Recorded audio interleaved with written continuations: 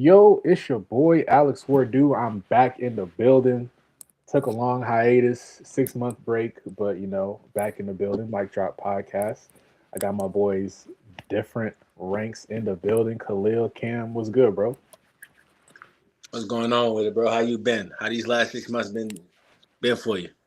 Hey man, same shit, new toilet. You feel what I'm saying? I'm just trying to get back into it. You know what I'm saying? It's been a while. It's been a long journey, as they say. But we back in the building. We are Right. gonna do a little top 10 classic albums list. Hey, Cam, what's good with you, before we bro? What's good? before we get to that, when Mhm. we was backstage, I want to get to something we was talking about. The camera had fell up out of here, but you want to rehash that out again? Yeah. All right, I'm gonna address this. So the last time we did a live stream, I Yeah, believe it was like 3 or 4 years ago. It was a it while was a ago. while ago, man. Yeah, it was a while ago. While ago. But yeah, I spoke. I misspoke on one of the greatest rappers of But you got to build it up because you uh ain't building it up right. Like we was doing like top 10 all-time rappers, and I had put somebody on my list, and Well, for the y'all had duration of the pod, wait, for the rest of the pod, I was getting clowned for putting this person on my list. So all right, you go and pick up from okay. there. First off, it wasn't the fact that you put him on the list; it's where you put him on the list. I put him top five. You put him top three. Okay, continue. Hey, that's a little crazy, but you know what I'm saying. Even though that is crazy, I know music is very subjective. People got their own lists and whatnot. I spoke out of turn. I think I said like his music is outdated or something like that. when Yeah, we'll put it. y'all, You said what? when y'all had, you apologize to this nigga? Like, I'm not going. I'm not going to this apologize. But conversation. with age comes maturity. You know what I'm saying, and I feel like I'm a lot more mature as far as my music knowledge. You feel what I'm saying? So I'm not gonna apologize, but I'm gonna take back a little bit of what I said. I don't think he's top three. Don't get me wrong. He's definitely not top three. But And who are we talking about here? we are talking about the Rock Him, not ASAP Rocky, but Rock Him. Yes. All right, now. But All right. I love this moment right here. I love this moment because it's not that you saying that you were wrong or anything like that. It's just the fact that you went back and listened to the music rather than having an I opinion. listened to the music before. It's just I was a little bit overzealous in what I shouldn't have said like his music was outdated because there's a lot of people back then that I fuck with. Like I fuck with Big Daddy Kane. Yeah. I fuck with Cool G Rap. Jay-Z. Rakim's kind of in that same realm. I wouldn't put him top three though. Is my only thing. So I'm not taking I that don't know back. if I put him top three, but we gonna put him close back. Wherever I put him. Can we talk about something other than this bullshit? Like, Hey, we speed can it move up, forward. We speed can it move up, forward. speed it up, speed Yeah. it up. Shout out to I my just want to boy. make sure D Frank heard that motherfucker right there, but I want to make sure your boy heard that one. Nah, I'm mature musically now, so I've had a lot of bad takes in my time. I had a take saying that Corday, Jack Harlow, and Baby Keem are going to be the next big three. Oh, you said that? I Oh, said that. That was in 2022. To be fair, that was before Jack Harlow dropped "Come my Home nigga, Before the Kids Miss You." That was before that. So he dropped my nigga. You talking about he dropped my nigga? he Yeah. he dropped what he dropped. You feel what I'm I saying? did like whips and chains. Whips and chains. Oh I me, did like, that's my but shit. I ain't gonna lie. he not He the. went from whips and chains to my nigga. Hey, that's a hell of Hey, he got blacker, bro. Thanks. No, a because blacker. when I Oh, think of next up, like when you were saying that, like I think of next up, I think of Deontay Hitchcock, I think of Smino, I think of Samara Sin. Damn, I probably got her name wrong. Smino been around for a while though. But Yeah, but Jack Harlow was around for a while before 2022 as well. It was just when they started getting that push. yeah, yeah, that's true. Samara Sin is nice though. I fuck with Samara Sin. I will say I'm gonna disagree with you, Cameron, on saying like they're next up because I feel like their music, though they can pull in a different type of crowd, it would never be on that like mainstream ear. You get me? Like, I just don't think the mainstream person wants to hear some soulful shit 24/7. Mm. um, Name a soulful rapper other than Ye who is on mainstream. See, that's why I would have to say I can't say they don't want to hear nothing soulful because of how R&B and everything melodic is like taking off right now. Like it's like making a That research. I get you. So maybe not rappers, but soulful. The people are coming back to that soulful vibe, Yeah, and we then said the R&B tour. they'll sprinkle in some Boss Man D-Lo here and there. Oh my god. Okay. Yeah, and your one boy, I ain't gonna lie, I did like his album though. Lil His album was Jeezy. actually pretty good. I Hmm. liked his album. He had a really good album. But yeah, I think you are. I think Cam is right. I don't really know many soulful like artists nowadays that's mainstream for real. Yeah, people don't. I don't know. Though that we might want to hear it and we might vibe out to it. I'm gonna just say the white kids don't want to hear that shit. And if they Yeah, do, they just want to hear it when they smoke a little weed. So it's not gonna get them buttons pushed. yeah, yeah. I definitely agree with that. Shit. So let's just get started with this top 10, this top 10 classic rap albums list. I don't Oh, know. what rap albums? I thought it was just albums. I kind of had rap albums, but if I was to do albums in general, that shit, there's no way I could do a top 10 because there's so many albums I could probably pick from. That's why I rather just do rap albums personally. But um, Yeah, yeah, I don't know if Cam got a list he or does. anything He like that. always got. He doesn't. It was it was it was everything. So I had a little Everything. Adele. I backtrack. So Yeah, Okay. I kept it hip hop because I did not want to start digging into R&B, and then this shit goes into a full blown Yeah, argument. yeah. Yeah, Because if we do R&B and pop and like that's we could do that like probably at some later time. But it's the moment somebody ain't got confessions on their R&B list, I'm gonna I be confused. have what? to have confessions. If You you ain't have got confessions on your R&B list, Why is that even being mentioned right now? Who doesn't have confessions? no, see that's what I'm saying. Just in case somebody Oh, did. oh, oh! I thought someone in here did. I was like, oh, well, okay. Well, I better not see Blonde by Frank Ocean and not see fucking Confessions. 'Cause y'all be gassing the fuck out of Frank Ocean. I don't understand that shit. I wish they this for a later date. Yeah, yeah, I don't get that. That's Frank Ocean. Lord have every mercy. St. Louis and California gas. Frank Ocean. Yeah. No, Frank Ocean, he got some shit, but it's like the way they be talking about him, like he's some mythological creature and shit. Like, bro, I used to talk about Frank Ocean like that until I used to think that he was a generational voice. Until I heard that one nigga who sounded just like him, who could hit them same notes, and I was like, who, this shit ain't generational. who, Kamari.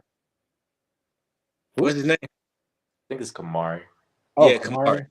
Hitting them same notes, doing Yeah. the same riffs. I was like, well, this shit ain't generational no more. Can you Yeah. be mad if his influence came from him? I would say like a Damani found his voice from Cole. No, no, no. Like I'm not mad at Kamari or anything like that. What I'm saying is like I had Frank Ocean on one of them like generational talents, pedigrees at first.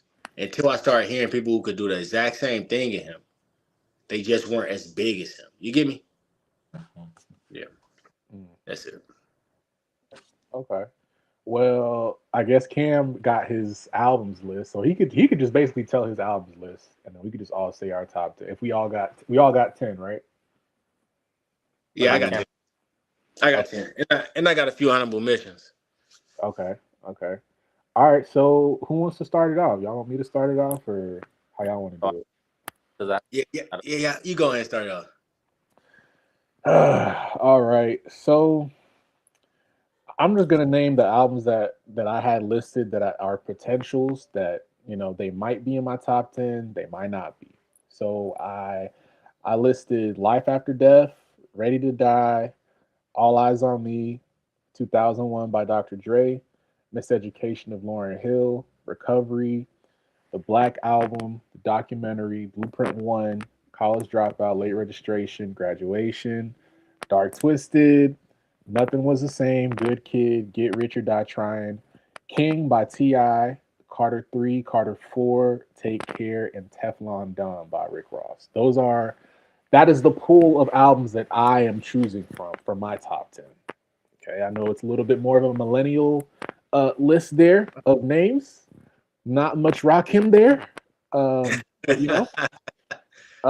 number 10 for me personally, I'm a West Coast nigga. So I think the best West Coast album from the 2000s is the documentary. So number 10 for me is the documentary by The Game.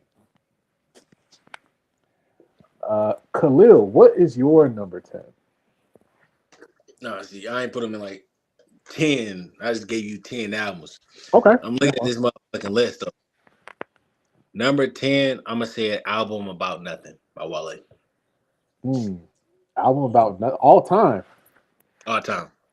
Okay. Something that, like, I can sing every fucking song on that album. I can have a story about some shit almost every song on that album. Every homeboy who ever got in the car with me probably heard that album, probably heard me press pause like 10 times. Like, nigga, you heard that part? You heard what he talking about? So, without a reasonable doubt, album about nothing is my number 10. I would not have expected that at all, but I would. Oh, you would have, Cam? Yeah, that's just what he been talking about Wale for. I would have known he would have been somewhere on that top 10. Yeah, that nigga ain't never mentioned Wale once on the last stream that we did. Joe didn't, but you know how he do. Yeah, I think he was a little lit on that one too. So that was a little bit of a wild one there. Okay, that's my number 10. Cam, what's your number 10? Can y'all still see me when I close my phone? No, we cannot. I see that massage gun for sure. So hold on. So my number 10, I don't even want to put it at 10, but it's Thug Motivation 101. I like that. And that's a hard 10 because I didn't have enough time to group them. But I'll start off with Jeezy, Thug Motivation 101. Reason being, every album that I select still sounds good to this day. Yeah, I just definitely do. I will say that it was still amazing. And then for y'all list, like, what criteria do y'all use? Y'all just like, is it just what y'all grew up listening to? Is it like based off replay value, or is well, that's the my key thing. Like, I don't really care about, it was big at that time and it's a generation. Like, if I can't play it today, it's not in my top 10. Okay. Yeah, I can agree with that. But also, like, my experience with the album. Like, what can I say I was doing when I heard this? What was I going through when I pressed play on this? Like, my experience with the album also bleeds into, like, would that be in my top 10 albums? And also, like, can I replay this today? Can it still set a mood for me? Yeah. I pretty much say that. I'd say replay value. I'd say longevity. Yeah, I ain't gonna necessarily say sales because some of these shits like sales. Like, I think Barter 6 is damn near classic, like a cultural classic. That didn't really. Come on, sell that's well. one of my missions. You know Come what I'm on. saying? What you mean, Cam? That's not a cultural classic? See, everyone knows I was saying Thug was my favorite rapper for a long time, but it's not a cultural classic. Barter 6? It's not. How is it not? So let me ask you a question. You probably one of them niggas who said Monster was better than fucking Barter 6, ain't you? No, but listen, it's 56 Nights. It was 56 Nights. when the time that album dropped, it really didn't make no moves. Like, that was like I'm gonna be honest, Thug. I was Thug for a while. It didn't make no moves. When Barter 6 came out, that was like that was the start of the decline for Thug.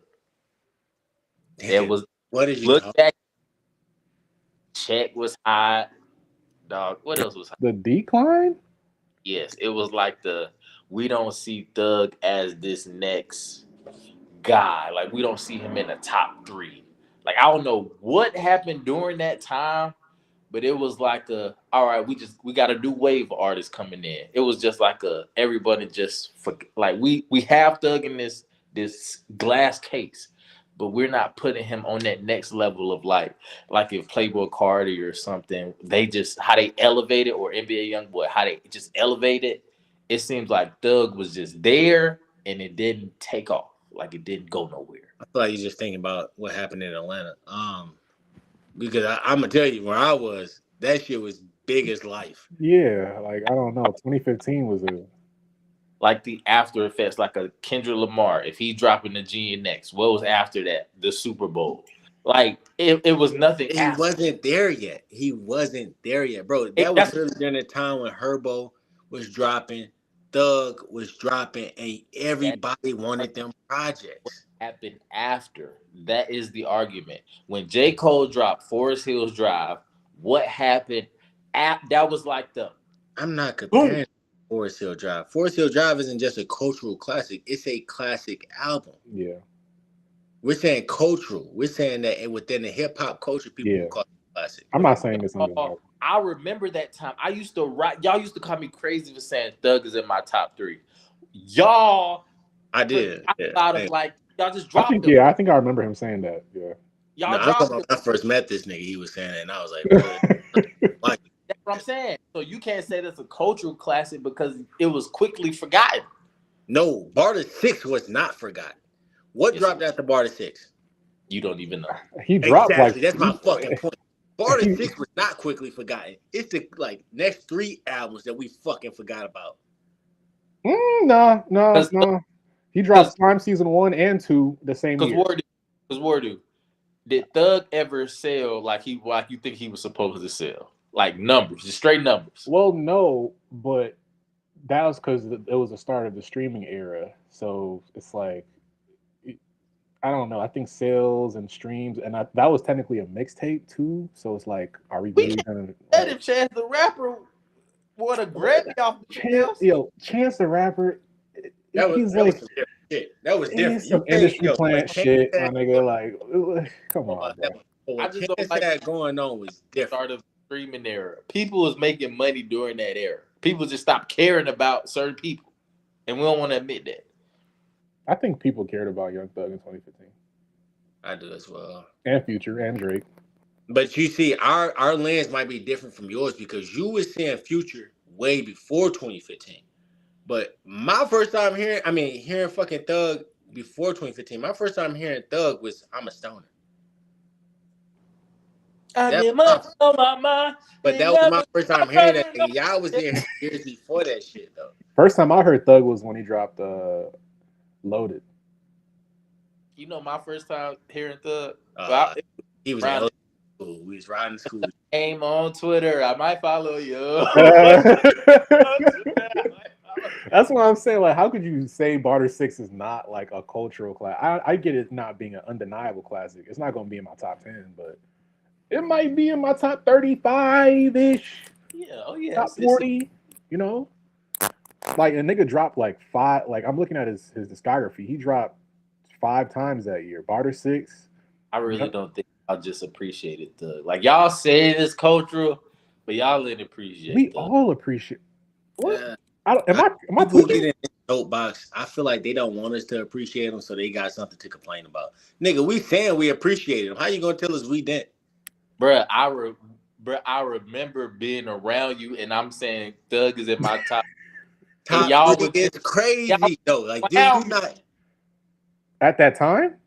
Yes, brother, I would have never. I wouldn't put Thug in a top 5 at any point in my life. Top 5, I could see. Top 3 is like, okay, Drake, Future, Travis, even 2015, Rodeo. Like, you gonna say Young Thug had a better year than Travis? No, the only reason I wasn't too hip on Travis because he wasn't.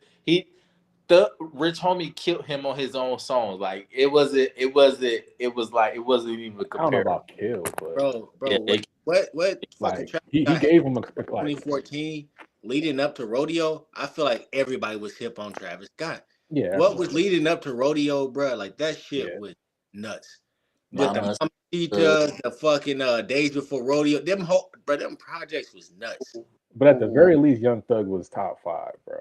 In My 2015, does, he like does. Barter Oh, Six had Constantly Hating, Check, Never Had It, Dream, Halftime, Knocked Off, Numbers. Like that's yeah, all on one project. Bro, that whole project was literally, That's yeah. kind of undeniable, bro. And it's like short, concise. It's not that many songs. It's not too little. shadow because of the whole Lil Wayne thing too.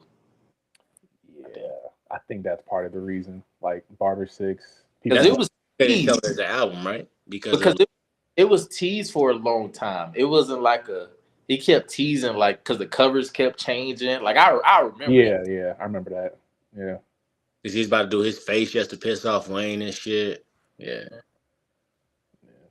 All right. Let's move on because I ain't got time for Cam. No. All Oh, right, Doug so motivation. I understand, Cam. yeah, Thug Motivation. Yeah, and I had documentary because as a West Coast nigga, bro, like that I doc, remember, documentary was getting spins on the radio like crazy. I remember being like 7 years old, coming back from school. but it was hard. Nigga, How We Do was everywhere, bro. So I had to Didn't put that. write half that album, that game album? Who? Didn't 50 pen half that album? Didn't 50 I Cent pen? I don't know about like I think he might have had help on the hooks, but I don't think he had help on verses. But that doesn't matter in terms of hip hop. The whole ghostwriting shit it's always this big thing where it's like if you don't write the full song, you just didn't write the whole song at all. All right, but I feel like there's a difference between co-writing and ghostwriting.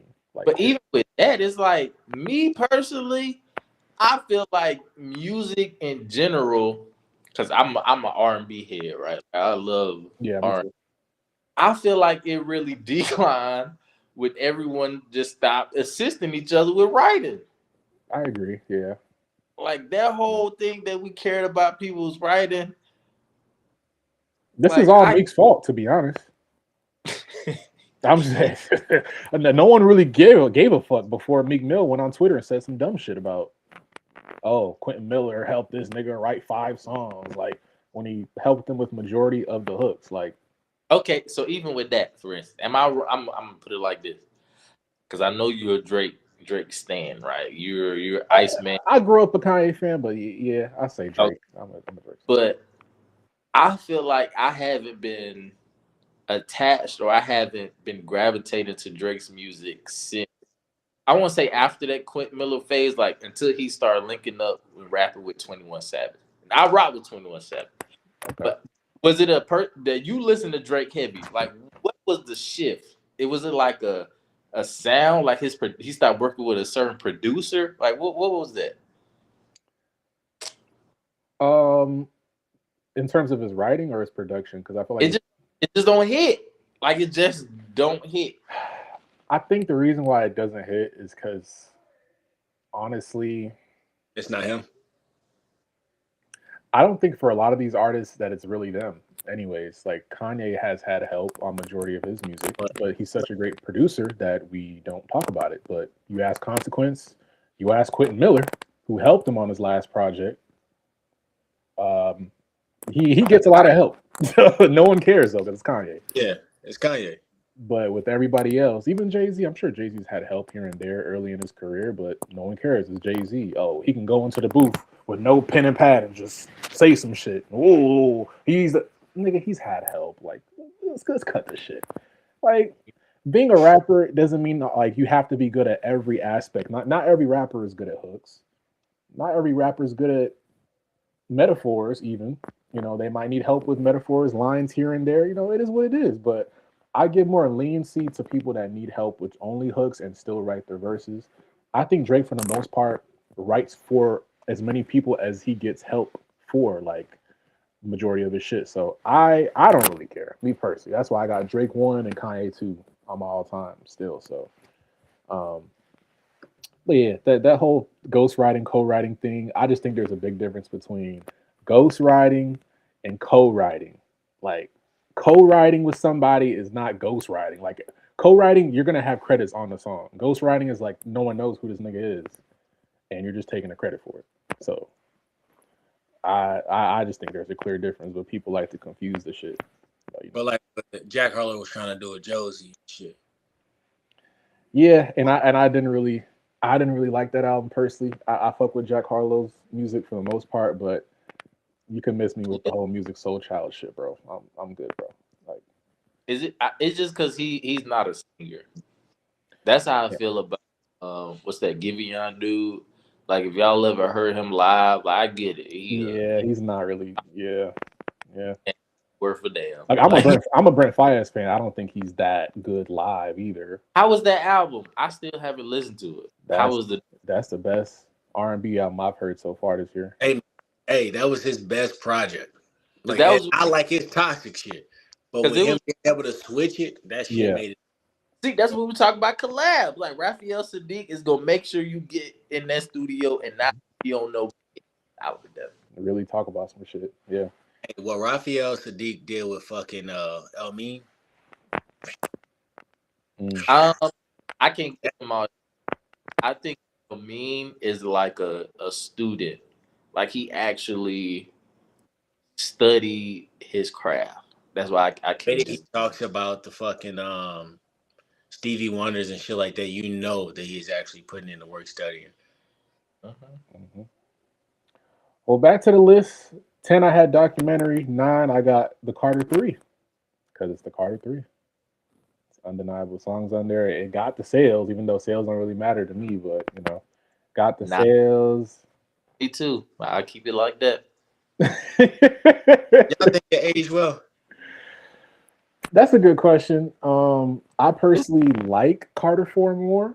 I like listen to it more, but I think Carter 3 is just more classic, has more classic shit. But I think from top to bottom, I could easily make a case for Carter 4. Like if I compare the track list, it's pretty close, if you ask me. I compare Carter 3 because it aged well, meaning like certain songs, because it's Prostitute on that album too? Or Carter 3? Yeah. I think it is. I think it was either the deluxe version or I think it is. Young any man and I ever knew. See, even like, cause I'm a big Static Major guy. So that album basically was like, okay, I have a whole generation. We're listening to one thing, all this trap stuff, and I'm just molding everybody to something different. And that video, Lollipop video alone, like you still remember it from front to back of how it just changed music. Mm-hmm. And if he didn't pass away for that, he would have been. Static Major is definitely another underrated musical legend that, it's kind of sad. I wish we had Static Major around, but Carter 3, 3-peat, Mr. Carter, a Millie. Mr. Carter? Comfortable, Got Money, Tie My Hands, Mrs. Officer, Let the Beat Build, Lollipop, Pussy Monsters, like Prostitute 2. It's like, you said, did it age well? Come on. My thing. So look, the songs, they sound good when they came out. When I said like, did it age well? If I was to put on the Carter 3 right now, like just me, I'm not saying. When I'm about to, I still play comfortable now. I got you, brother. It was a question because, like, to me, I think the Carter 3, and I'm like, that wasn't even his best one. And like, I know that like we give it everything to the Carter 3, but literally, you say the Carter 4. When I think of like, I'm Not a Human Being, I literally put them albums above the Carter 3. Oh, I'm Not a Human Being. I don't know about that, but I like literally. But I'm not dissing the Carter 3 and saying it wasn't that. But I'm saying like for me, I'm like, I can put two or three albums that Wayne did above that one. I think it was just the moment of waiting for the Carter 3 to drop that had everybody going crazy. The album was good. I don't like that argument about something being someone's best work because like I have to go back to recency bias for people to know about. Like GNX is probably Kendrick's highest selling. Do you feel like GNX compares to any of his other projects? No. That's what the Carter 3 is. Yes, but GNX would never be viewed as a classic. What I'm saying is, literally, what I'm saying, brother. Okay. It might eventually, the way social media is. Okay, but look, what I'm getting at is, wouldn't say that, but the Carter 3 it is a classic. But when we talk about Wayne classic albums, niggas won't say nothing but the Carter 3, the Carter, and what else? When you I could literally I sit could say here and Carter name 4. I say better Carter 4. albums than the Carter 3, or well, I don't know about the Carter because that motherfucker was different. But you can name better albums than the Carter 3, but we will not say that they're classics. I We just give it to the Carter 3 because the moment it lives in time. I feel like we don't give it the credit because of how we were attached to his mixtapes. I think That's what I'm saying, bro. The moment in time gave the Carter 3 all of that. if he didn't give us the mixtape, I think we would have a different argument or a different But I perspective think on. one of the greatest mixtapes of all time is No Ceilings 1, and that was 2009. Yeah. I That's the year feel after like, Carter 3. So I mean, Like, what's the difference? imagine if those songs was on the Carter 3. Come on, he but can then put them on. The Carter 3 that you get on streaming platforms now ain't even the same Carter 3 that we got when we first heard.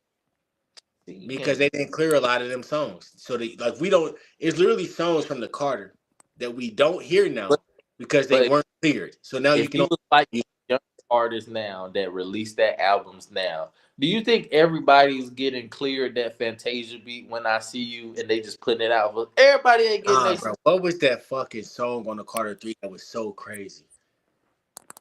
All of them? No. It was the one that didn't get cleared that you can't get no more. What was it? Playing with. so I know what you're talking about because I put it up. But it's it's Let me see. Which one is it, bro? You said It's it had one. a Fantasia sample? nah, hold on. Nah. I'm about I download this Set shit. This World on Fire. Is it that one? Huh? Set the world on fire? Nah, I know what Oh, it was playing. Was it Playing with Fire?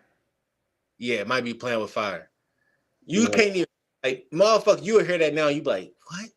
Like, cause you will know it word for word, but you can't even get that on fucking this show nowhere. Yeah, that got copyrighted because it was They didn't clear it. yeah, they got sued by Apco Music, who owns the rights to the Rolling Stones catalog. So I guess he sampled Rolling Stones on that song. That shit But went crazy. yeah, but I've been you could easily make an argument for Carter waiting 4. for you. You know? I just value more Oh, I can't hear concise y'all. like Hold on. albums that aren't too long, that aren't too short, that like there are virtually no skips. Like you're gonna see with like my top 3 songs, like it's basically that. It's like probably 13 or 14 songs at most. It's barely any skips. You know what I'm saying? So, but Carter 3 is definitely number 9 for me. Khalil, what's number 9 for you? Number 9. I'm gonna go ahead. My Beautiful Dark Twisted Fantasy. That's gonna be number 9. That's number 9. Yeah, brother. I told you. I just gave you 10. I'm looking at motherfuckers trying to put them in order. You went from Wale to Kanye. Yeah. Arguably his best album. Yeah, I didn't put these in order, but I'm looking at it. All right, no. I'm gonna give you the Miseducation, Lauryn Hill, number 9.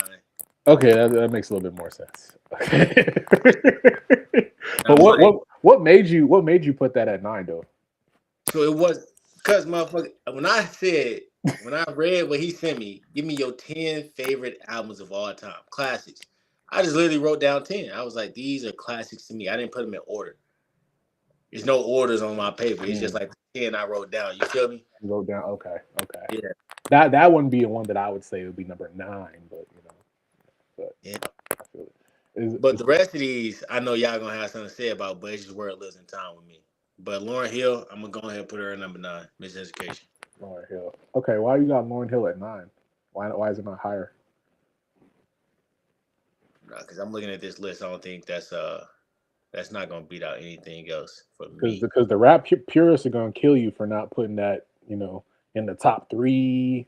You know what I'm saying? I don't know. People gonna say, "Oh, that's mostly like R&B shit." Oh, they can eat it. I don't give a fuck. But nah, Lauryn Hill, I feel like top 10, Miseducation. That is a beautiful album. Well, he got her after Carter 3. You said what? He had Lauryn Hill after the Carter 3. Me? Yeah, Khalil did. Yeah, bro. Khalil had Miseducation at 9. Okay. Yeah, I put that at number 9, man. I think it's a beautiful album. It ages well. I could literally play that album straight through in front of my kids. My daughter knows some of them songs. That's one of them ones that I feel like it ages with a family. My mama used to play it for us. Now I play it for my jits. Like, it's gonna be around forever. It's just one of them ones. Got Definitely, messaging up there. definitely a friendly album for sure. I'll tell you that much. Yeah. Uh, I'm still thinking about that performance they had for the Grammys for D'Angelo, how she was on time one, but curated everyone and had all the singers. The only iffy one was Shaka Khan and John Legend. They was a little off key. That was from R&B hits. Now we'll get back to rap. I'm sorry. okay, who would you put? I had to no sell that shit. So Cam, who you got at 9? I thought I said who did I say? It was Who you have G- at 10? it was Jeezy Oh yeah, Jeezy. and then the Carter 3. Oh, you got Carter 3 too? Okay. Mhm. I'm not mad at that. I'm not mad. I honestly, I kind of wanted to put Carter 4. Matter of fact, I'm being fake. Nigga, I don't listen to Carter 3 more than Carter 4. I put Carter 4. I'm putting Carter 4 at 9. I ain't gonna lie, because when I compare, because like I said, I value replay What was the value. biggest on the Carter 4? What's the biggest song after? Yeah. Shit, there's a lot. Honestly, I think the fact that there's more in like it starts the intro in itself, elite, blunt blowing, Mega Man, 6 foot, 7 foot, Nightmares at the Bottom, She Will, How to Love, It's Good, Mirror, Up and Away, Novocaine. It's like, Yeah. eh. Yeah. But I could. Carter has better. So I'm just It's more talking about songs that I would rather listen to in 2026, is what I'll say. because when did Carter 4 come out? 2011. Yeah, by that time I was on what was that? Was that ninth grade, eighth grade, ninth grade? Yeah, I was on like a Rich Kids. Yeah. Rich Homie Song was just like it was that way for me. It was I'm telling the truth. It was OG Cooley. Like during that time, Okay. it was all Atlanta. Quanti Cash, it was all Atlanta. Quanti Cash. It was all Atlanta. It was all Atlanta. That was like I didn't come back to way to the mixtapes. It was late. That's the last classic album I think he's dropped for sure. No, I like that. I forgot which one, but he had a song with Nevia, one of his baby mamas. You talking about the one that came out like 4 years ago? Yeah, I still play that. I Is that forgot what. Funeral? Yeah, I think it might be Funeral. Funeral had a song with Uzi that I liked. He had a couple. It was good. I ain't gonna say great. It was good. It was good. D. France said lighters, not lighters, mirror. Yeah, mirrors on Carter. Mirrors on the wall. Oh no, Mirror with Bruno Mars. Yeah, it's a lot of songs on there that John, like, I didn't name I like. ain't gonna say you let it. He does have better songs on Carter. It's just more songs I would rather play. Like I get it, Yeah. Carter 3, kind of like what Khalil was talking about. Like it's for where we were because we was kids. We was all kids, and that's another thing. I feel like that's not just a Carter 3 thing. I think that's just a Lil Wayne thing. Like a lot of his music back then, it didn't really mature like a lot of the other artists. But it was the moment in hip hop though, because Jay-Z was saying he was retiring before the Carter 3 came out. Everybody was putting all their chips in the bucket of fucking. You know, tired because of what he did on Mr. Carter. It's basically. Yeah, but I'm saying that's why everybody was hyped for the Carter 3 and they gave it so much praise immediately because it had to be the one taking the throne of hip hop. Mm-hmm. So that adds into it. No. That's what I'm saying. It's the moment in time, brother. Like, yeah, the Carter 3 is good, but we give it his best album because of the moment in time. Wouldn't that be the closest thing to the definition of what a classic should be? No, a classic is something that can live in any time frame. Like if the Miseducation of Lauryn Hill dropped today, we would still listen to that like, damn, these songs go hard. I don't know because Trim hard. Trim. See, if I'm thinking Because about if that's the case, I can make an argument for Rhapsody having a classic as well, because it's very similar to Rhapsody shit. you Yes. talking about Rhapsody, I'm talking Hey, about. I get it's Lauren Hill, I get it. It's no, like, but what I I'm think saying, like, Rhapsody, bar wise, melody barely. wise, I love Rap City, but what I'm saying is when you talk about the Carter 3, when you could say that he had better albums, and they're just like a couple years later, literally the culture set up the platform for the Carter 3 to live indefinitely in all of our hearts. He was taking the crown of hip hop. That's like saying GNX right now is a classic. GNX ain't a classic to me. It has some good songs on it, but it ain't a classic. But they be like, oh, but he won the rap battle off of it. Like that's like the crescendo of the rap battle. That don't make it a classic. No matter how hip hop set that up in your heart, it's not a classic. yeah, I agree. I don't think it's his best album. That's all I'm saying. It is a classic, but it's not his best. That's all I'm trying to get at. Yeah, I say Carter 4, number 9. I gotta replace Carter 3 because I think Carter 3. You can make an argument for it over documentary. I personally would still say documentary, but you can make an argument over it. But Carter 4 is too many. It's like 10 songs, 11 songs I just named. Straight down the list. Straight down the fucking list. Like I said, intro, blunt blowing, Mega Man, 6 foot, 7 foot. Next, is it things a lot? Is that what it is? You said what? Does he have Wale's album over GNX? Who, me? Yeah. Album About Nothing is definitely Wale's best album, in my opinion. No. Is it Everything's a Lot? What was his newest one? Everything is a Lot. Yeah, Everything's a Lot. That is, yes, that's better than GNX. You thought I wasn't gonna say that? I'm asking for Oh, you asking him? Okay. I don't know about that, buddy. I don't know about that one. You talking about his newest album better than GNX? Wait, boy, that motherfucker got on that motherfucker started. Everything is a Lot is cool though. Like, album. I like the versatility on the Wale album. I'll say that. Like, he got some Afro beats niggas on there, or the Modi. How did I know he was gonna say? You know what I'm saying? I'm Nigerian, bro. Hey, you know what I'm saying? You don't like the rap? I like the rapping. I just appreciate the versatility, you know. But I appreciate. I don't even think that was like, maybe because I listened to Davido so heavy. I don't even think that Afro beats was that good. I like Tyler and Davido. Like, if you and Arya Star, those are my like people I like to hear Afro beats from. Other than that, I'm more so like a Rema Burna Boy type person. But we don't mess with Rema no more. We don't mess with You don't like Rema? Fuck that nigga. Why bro. not? He walked off stage on us, cuz. Walked off stage?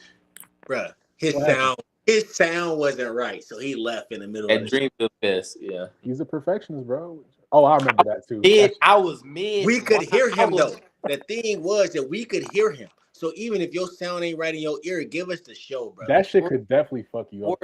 Imagine this. You have like it was during that time. It was hot outside. It was a little drought. Like Khaled leg was messed up, right? So I'm trying to find something. I'm out there. I'm trying to find something, right? And then, hey, wait. Before he keep going, right? Camera, look at that live. Just keep going though. What you mean? Look at what live? No, we live, motherfucker. But continue with your story. Oh man, stop. So yeah, so we up there. We trying to find something. He got me tripping. So we trying to find something, right? And then we going to Rema stage because Rema got them joints, right? Yeah. So I'm like, cool. I'm about to find something over there with Rema, right? Something fine was just kept looking back. I'm like, okay, Afro beats is my time, my hips work, you know, gotta do our thing out here, right? So I'm mid. And he just kept stopping. Like just imagine you up there, baby, come down, and then it just stop. You mid. Because he couldn't hear the audio? Yeah, I think he couldn't hear the what, but we could hear it. We heard the audio. He was he's gonna be off. That's the thing. He's gonna be offbeat though. Like that's that. I wasn't offbeat. Ask Lil. I was pumped When I say I was laughing so hard the whole time, because that man right there was getting so mad. I'm on my crutches looking at him. He getting mad as fuck. Bro, Rema a perfectionist, bro. I see what y'all saying. Like, if the crowd can hear it, fuck it. But if like the performer can't hear that shit, like eventually that nigga gonna be offbeat. And niggas gonna start complaining. Oh, he was so offbeat. Like, and then they'll start and then saying, start blaming like y'all ain't gonna disrespect Africa, bro. We wasn't disrespecting Africa. We wasn't. We was not. Nobody disrespected Africa. Honestly, yeah. His side was full, so we was supporting Africa. He disrespected it by leaving in the middle of it. Yeah, I mean, Burna Boy does do that a lot too. A lot of them show up late, 4 hours late, fucking show up, perform for an hour, and leave. Burner, but like 2018, 17, 2019, or the times that I seen him, he put show. Yeah, he be doing stadiums and all type of shit. He be on the same level. I ain't gonna say globally, but for what Nigerian artists are, he's on like the level of Bad Bunny right now in terms of performing. Yeah. I can accept Bad Bunny. I really thought you was about to say somebody. Nah. Just like performing wise, like. So how did y'all like that Super Bowl performance? Ain't got shit to do with me, brother. I couldn't understand the lyrics, but shout out to the DEI performers. I salute y'all, man. I salute y'all. DEI performers, that's crazy. Nah, I think they did their thing, man. It ain't had shit to do with me, but they did their thing out there. I better see Chris Brown on that bitch next year. Brother. Who? Chris Brown. Oh, I don't care. We going to the Chris Brown Usher, so I'm good. I was saying if we can get an Usher Super Bowl, we can get Chris Brown. I don't think Chris Brown could do the Super Bowl. I don't think he want to do the Super Bowl, but he should. You don't don't think what? What? No matter what Chris Brown he could do it. But I don't think he wants to. Be a letdown. He got so many hits that people gonna be like, why didn't he play this? I feel like it's just no win. Bro, if Justin Timberlake could do the Super Bowl, Chris Brown would figure it out. Like, what are you talking about? But he had the longest. Timberlake ain't got as many hits as Chris Brown. Timberlake got hits though. He got hits, but not as many as Chris Brown. Beyonce, when she did it, what she do? She did a recent album. Janet Jackson. Chris Brown don't need nobody. I mean, nobody does. Like it's Chris Brown, yeah, but and Timberlake might not have as many, but he had like the longest set in Super Bowl halftime history. It was like 20 minutes long. I get y'all. What I'm saying is when these people go out there and perform at Super Bowl, they perform either their best album or their most recent album. That's when like somebody got a big catalog. That's what they do. For Chris Brown, his best album, Too Far Gone. And his most recent album, he only gonna have 1 or 2 hits on it. This motherfucker, he do 1 or 2 hits on each album. He got a hit right now, and obvious. I'm not saying brother. I think it depends. It's more of a hit, but I feel you though. It's like anything. I think Khaled just hit. Like that's what I said. What? What'd you say? What'd you say? Like you just hate successful pretty dick. Brother. No. The reason he doing this shit was light skinned, successful, pretty. When I met him, he was a Trey Songz fan. I was a Chris Brown fan. I said Chris Brown bigger than Trey Songz. And he would argue with me every motherfucking day that Trey Songz was better than Chris Brown. I would never let him. Trey Songz got a lot of hits. Now, what'd you say? Trey Songz got a lot. I just did as D-Fran in the chat, bro. I literally did a Trey Songz. I think I had Trey Songz and Neo, and D-Fran had Mario and Miguel. No. I watched. I know Trey Songz got hits. I watched. He was comparing Trey Songz to fucking Chris Brown. I was like, bro, Trey Songz got hits. But when did he do that though? When did he do that? It's last month. Okay, well. Yeah, but Trey Songz got a lot. It was last month. Trey Songz just can't sing them live anymore. Like even at the verses with Tank and Tyrese. Yeah. It's like we can't if he can't sing them live anymore. Like, I'm not gonna act like he can't. This nigga was comparing Trey Songz to Chris Brown last month, brother. Yeah, that's a little crazy. Had me hot as fuck. Hits for hits, like he got the most underrated. Right? He got them records, but very underrated. Very underrated, I'll say. Okay, so we on number 9. Oh, we're on number 8 actually. Wait, what was your number 9, Cam? Carter 3. Yeah, and I switched my 9 to Carter 4. Okay. And I think you said Lauryn Hill. Yeah. Number 8 for me is Late Registration. As I remember going to the state fair, and literally when late registration dropped, everyone and their mama was playing "Get 'Em High." I don't know why they were playing "Get 'Em High," but everyone was playing that song. They was Why playing was they playing? "Spaceship." They was playing all that shit. "Spaceship," "Get 'Em High," all that shit. I'll be late. They were playing like B sides. I'm like, y'all playing late this much? I'm like, yo, there's no way this isn't a classic. I ain't gonna lie. So that might be a little bit of a personal one for me, but late registration, it aged a lot better than graduation. If you ask me, it aged better than college dropout a little bit too. So I'll put late registration at number 8 on my list for sure. I'm gonna go with Urban Legend by Tia. Okay. I don't even know how to explain that one. I feel like to this day, you put on Urban Legend, and he's out rapping everybody in that generation. Literally, he was the South Jay-Z. He had the right to call himself King of the South because of that album. Or was the one with he had put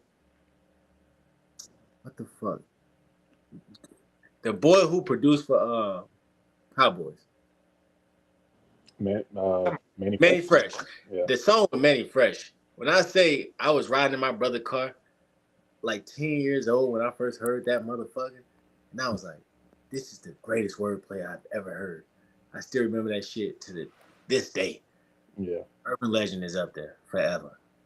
I respect Urban Legend. I honestly I was thinking about putting King at number 10. It's not gonna be on my list, so I'm just saying it now. I was gonna put King. I like King a little bit better, but I like Urban Legend too. You know. I'm not gonna have no long story for mine because mine don't need a long story. Get Rich or Die Trying, 50 Cent, I hit respect. movie time period. That's Now I could argue. Now this is just devil's You know, advocate. Curtis is better. Do you think? Okay, so when Eminem had the 8 Mile movie, what album dropped that year? I don't remember. I'm not Eminem. I think it might have been Eminem show. Eminem show. Do you think the Eminem show and the 8 Mile was more impactful than Get Rich or Die Trying and the movie coming out? No. Nah, the movie was probably more impactful, but The the album, no. music wasn't. The music wasn't. Why? Because you white? Nah, Nah. just that whole him getting shot, him Nah. filming. If we want to play that game, I feel like Eminem was in that position because he was white. But like that was the obvious call to why he was in that position. But no, it was Eminem had the better movie. 50 Cent had the better album. Yeah, the music was just better for on 50 cents. It just was better. I like 50 Cent movie too, but yeah, I think 8 Mile was more, Impactful. yeah, more impactful for sure. It was more of a from slums to riches type movie. Yeah. Definitely better. I don't even like white women, but it made me wonder. Mm. That movie made you wonder. That white woman. I told y'all I don't like that white woman. Y'all, I like dirty. Brittany Snow, rest in peace. She died. Yeah. What was her? You know her name? I know a lot of things, brother. How she died? Drugs? Yeah, I think it was a drug overdose. Yeah. I forgot what year it was, but He really want a dirty white woman. It's, Nah. calling a white woman dirty is I like what I got right now, calling bro. a woman dirty is bad. no, I'm saying a white woman dirty is like, so if they were to call a black woman Black, my black queen. I get you. Okay. Yeah. I you guess know I should. how white people would call that racist and shit, like, oh, you gonna call her dirty, like reverse racism, really? Okay. No, I'm not saying all white women are dirty. I'm saying that there's a Oh, I be for Khalil. We forget we don't have connections like that. Where do you got them connections? We can't mess up. I ain't got no connections, brother. I'm just like y'all, man. Hey, He, I'm a he, regular nigga. I'm just he nine, can't get Wardle canceled, bro. 9 to 5 nigga. I ain't gonna lie, bro. I want niggas say I'm an industry plan, all type of shit. Like I don't get that shit. have you heard that before? Yeah, all the time. I get that shit all the time. Like, oh, you know this, you know that guy. Like, no, this guy is like, nigga, I have no clout, nigga. I don't even have 1,300 followers on Instagram, nigga. Trust me, I have no clout. We'll get more followers when we at DreamCon coming up this year. Are y'all going to DreamCon? Yeah, I got it 7 before my shit died. Okay. Number 7, conveniently enough, I have Get Rich or Die Trying. I don't think you need to explain at that point. Yep. No comment. What you got, Khaled? All right. I'm going to fucking go ahead and put the Black Album Jay-Z up there. That's kind of low, brother. What you wanted at 10? No, I said that's kind of low. It should be higher. Yeah. Oh, you give it more. Nah, I think it's right there. For what's next, yeah, I like it right there. So I'm guessing that's not your favorite Jay-Z album. No, that is my favorite Jay-Z album. Okay. Why the Black Album and not like Blueprint 1? I felt like he was talking a lot of shit on the Black Album. Like he was like his shit talking on the Black Album felt like it was directed at somebody's fucking head. And I like that. I just like the grittiness of it. Like he was targeting a motherfucker like, yo, fuck y'all. Who you think he was talking about? They say he was talking about Dame Dash now, but we'll never know. You know, they don't really come out and say who fuck you to anybody by name. When did that Nas beef happen? Was that before? Y'all swear y'all 50. None of you about no Nas beef. Y'all don't care about who Jay was talking about. Damn, brother, like, let us like what we like. You want me to say something from Atlanta? CeeLo Green first album or something? CeeLo Green head ass. No, we talk about Shiloh, Dizzard, T.I. Like, that's y'all age group. Wait, how old are you? The Black Album, I number 7. Tim, where you at? You 29? Nigga, we the same age. You acting like we old heads. I'm the same exact age. Y'all acting like y'all old heads. Talking about some. We millennials. You remember that when Nas had that condom in the car seat? Like, y'all don't know nothing about that. Y'all don't know nothing about that. I don't even know what you talking about. We all the same goddamn age group. But that's the thing. Music is like, it's diverse, bro. You can go from listening to Nas to listening to fucking Nine Vicious. You know, it's a wide variety of music out there. Who you got at 7? Number 7, Graduation, Kanye. Okay. Not mad at that. I think might be a hot take.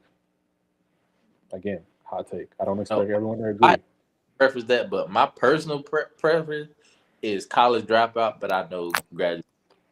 I couldn't do the Carter 3 and 4 that because I just love Carter 3, but Graduation is above. But my personal favorite is. I understand that. My hot take, I think Graduation is the most overrated album of all time. I love Graduation. I love it.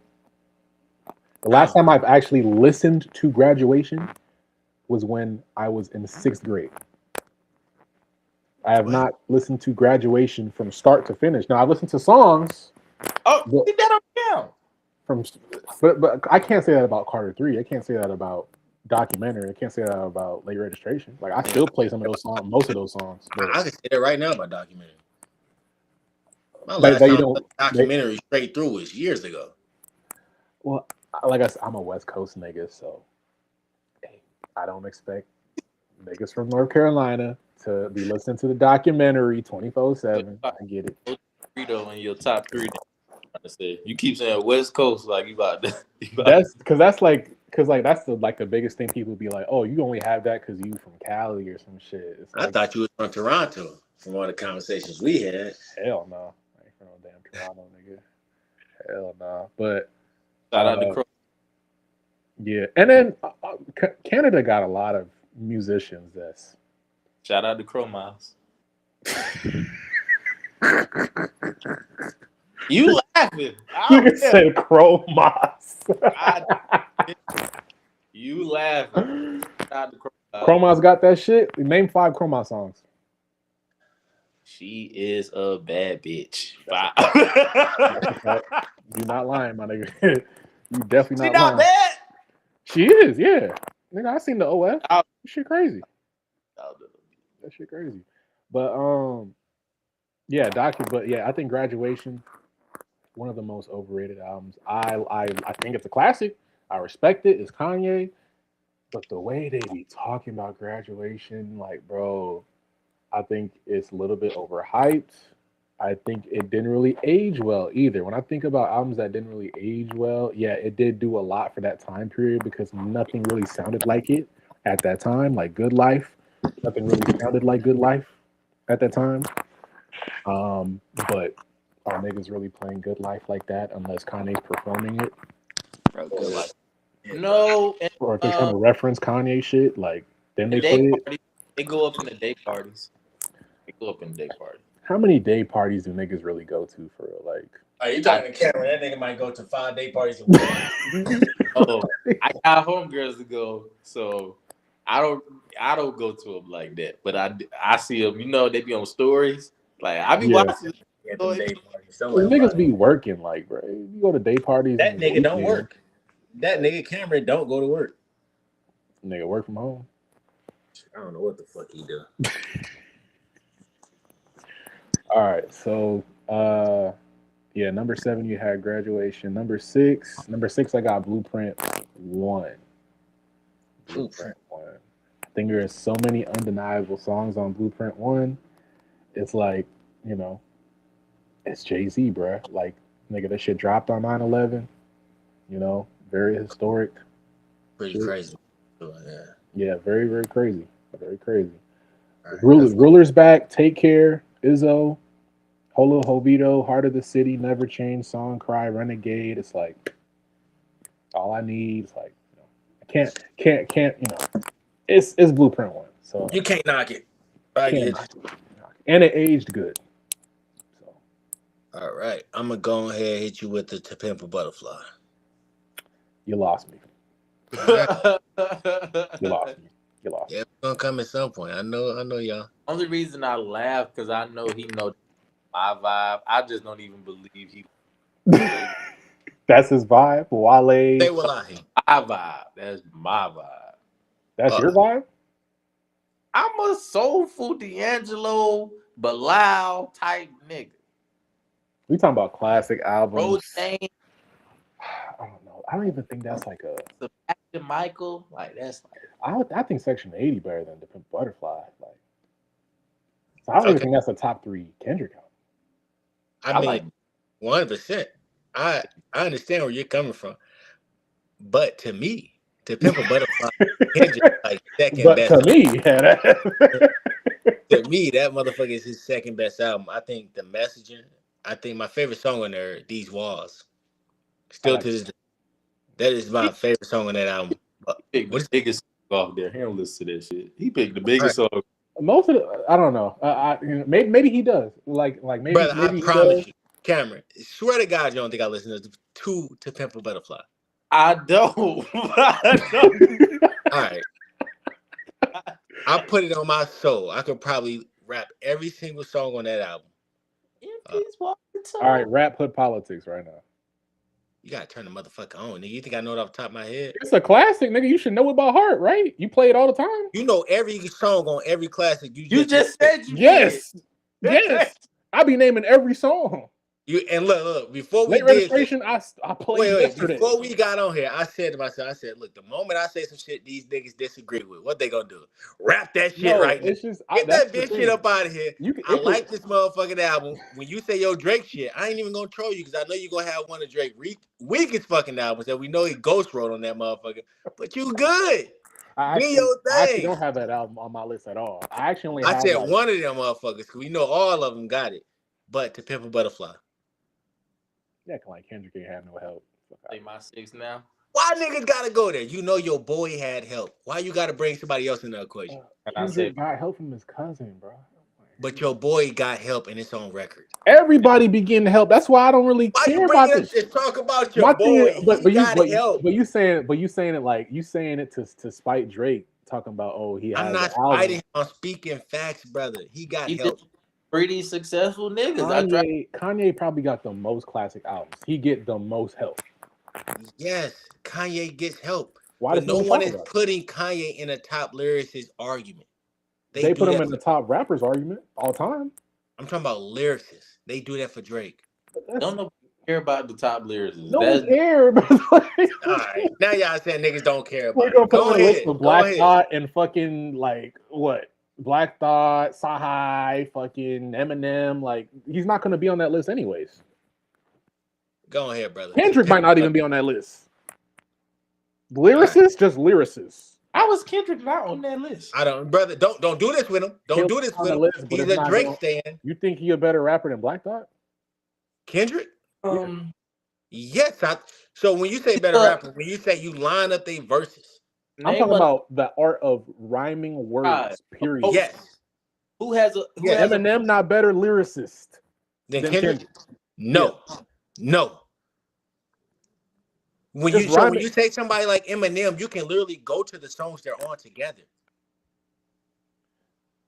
Okay, what songs?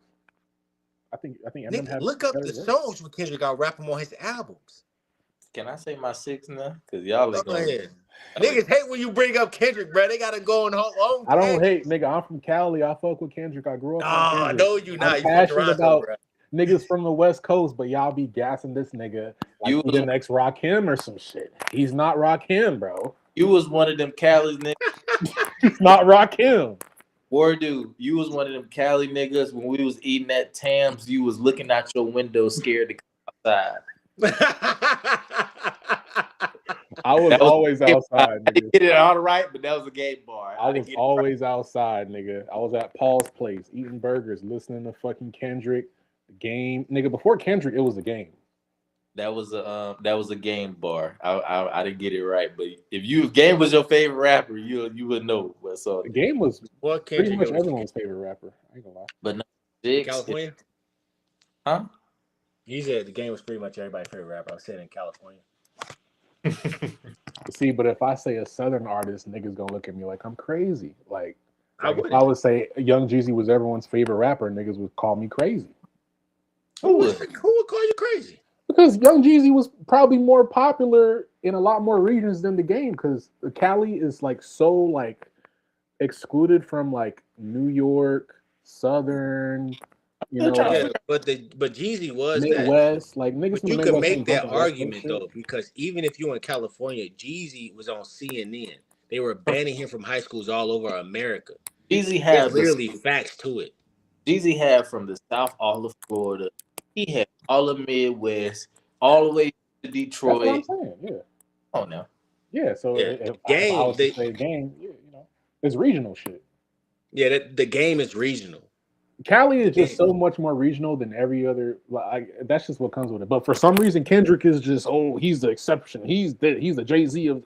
No. I can't. Why can't he be the one? I can't give. He's not. He's not. But he is. He's not, bro. I can't give that. I can't give the Game.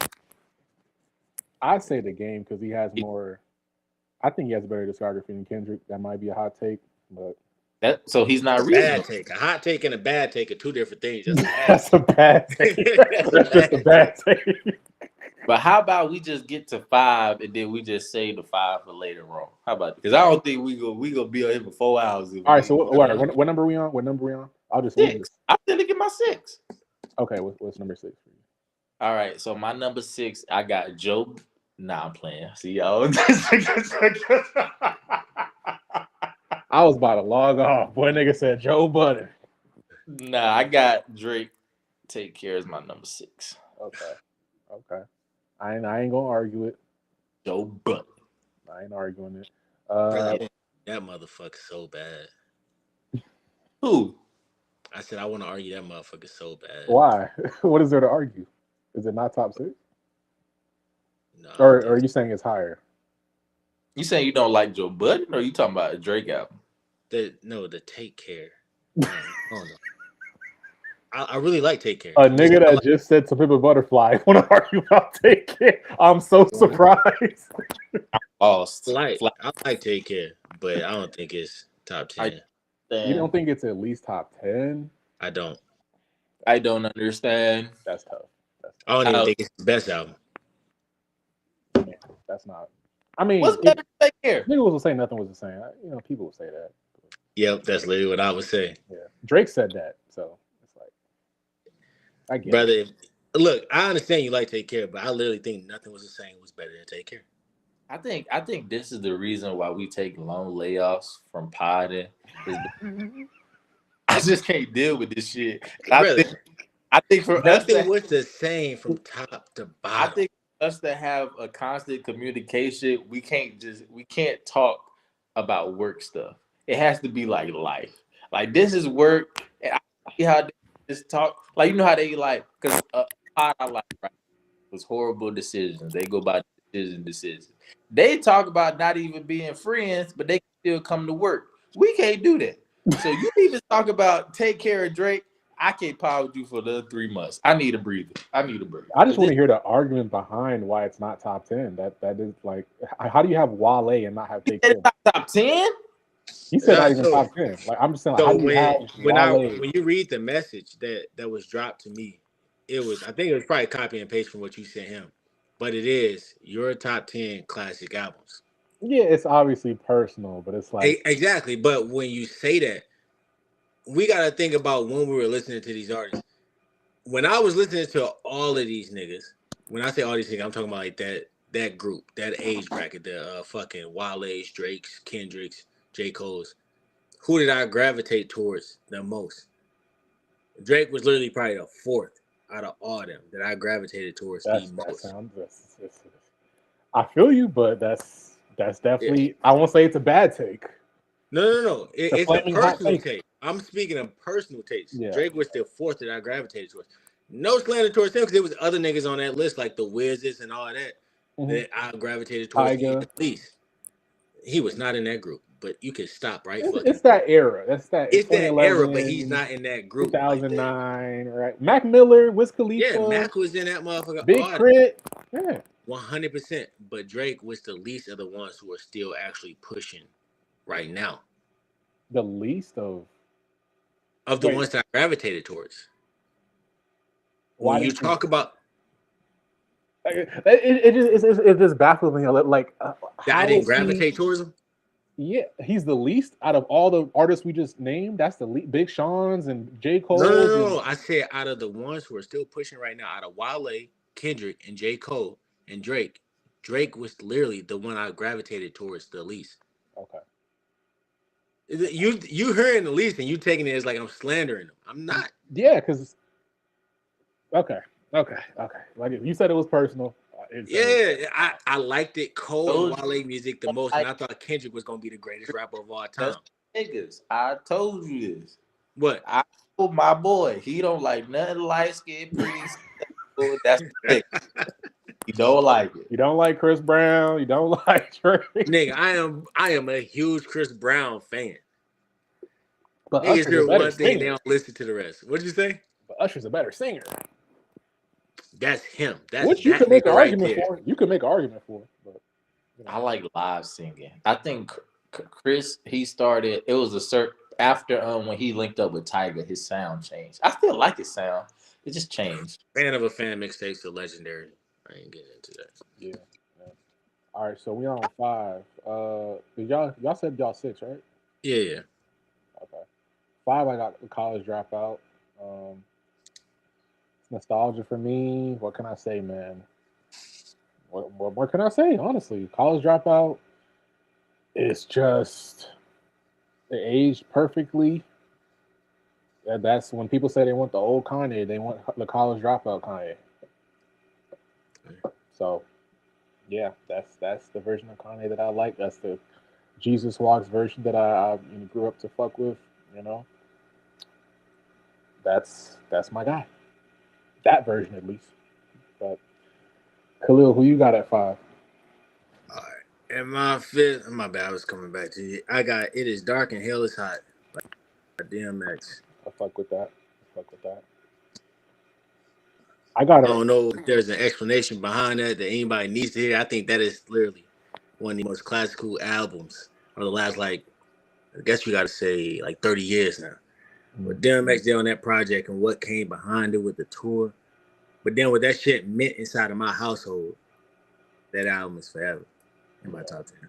Not mad at that. That's definitely in my honorable mentions for sure. Cam, what you got at 5?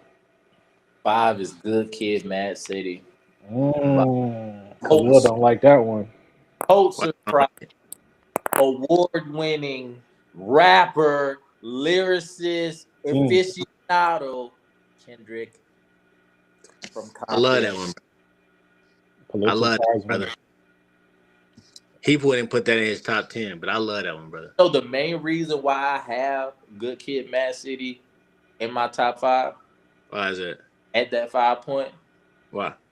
Because I don't think there's a better song that's featuring 2 of the greatest artists of our generation than Poetic Justice. That light-skinned nigga you don't like, Drake. Motherfucker. You think Poetic Justice is it's a better song, never mind. See, Wardo, you see what he just did? What were you comparing it to? As soon as he said, no, before he was about to hate, Wardo, look, this is what he did. Before he was about to hate, he said, do you think that poetic, this is exactly what he did. You think that Poetic Justice.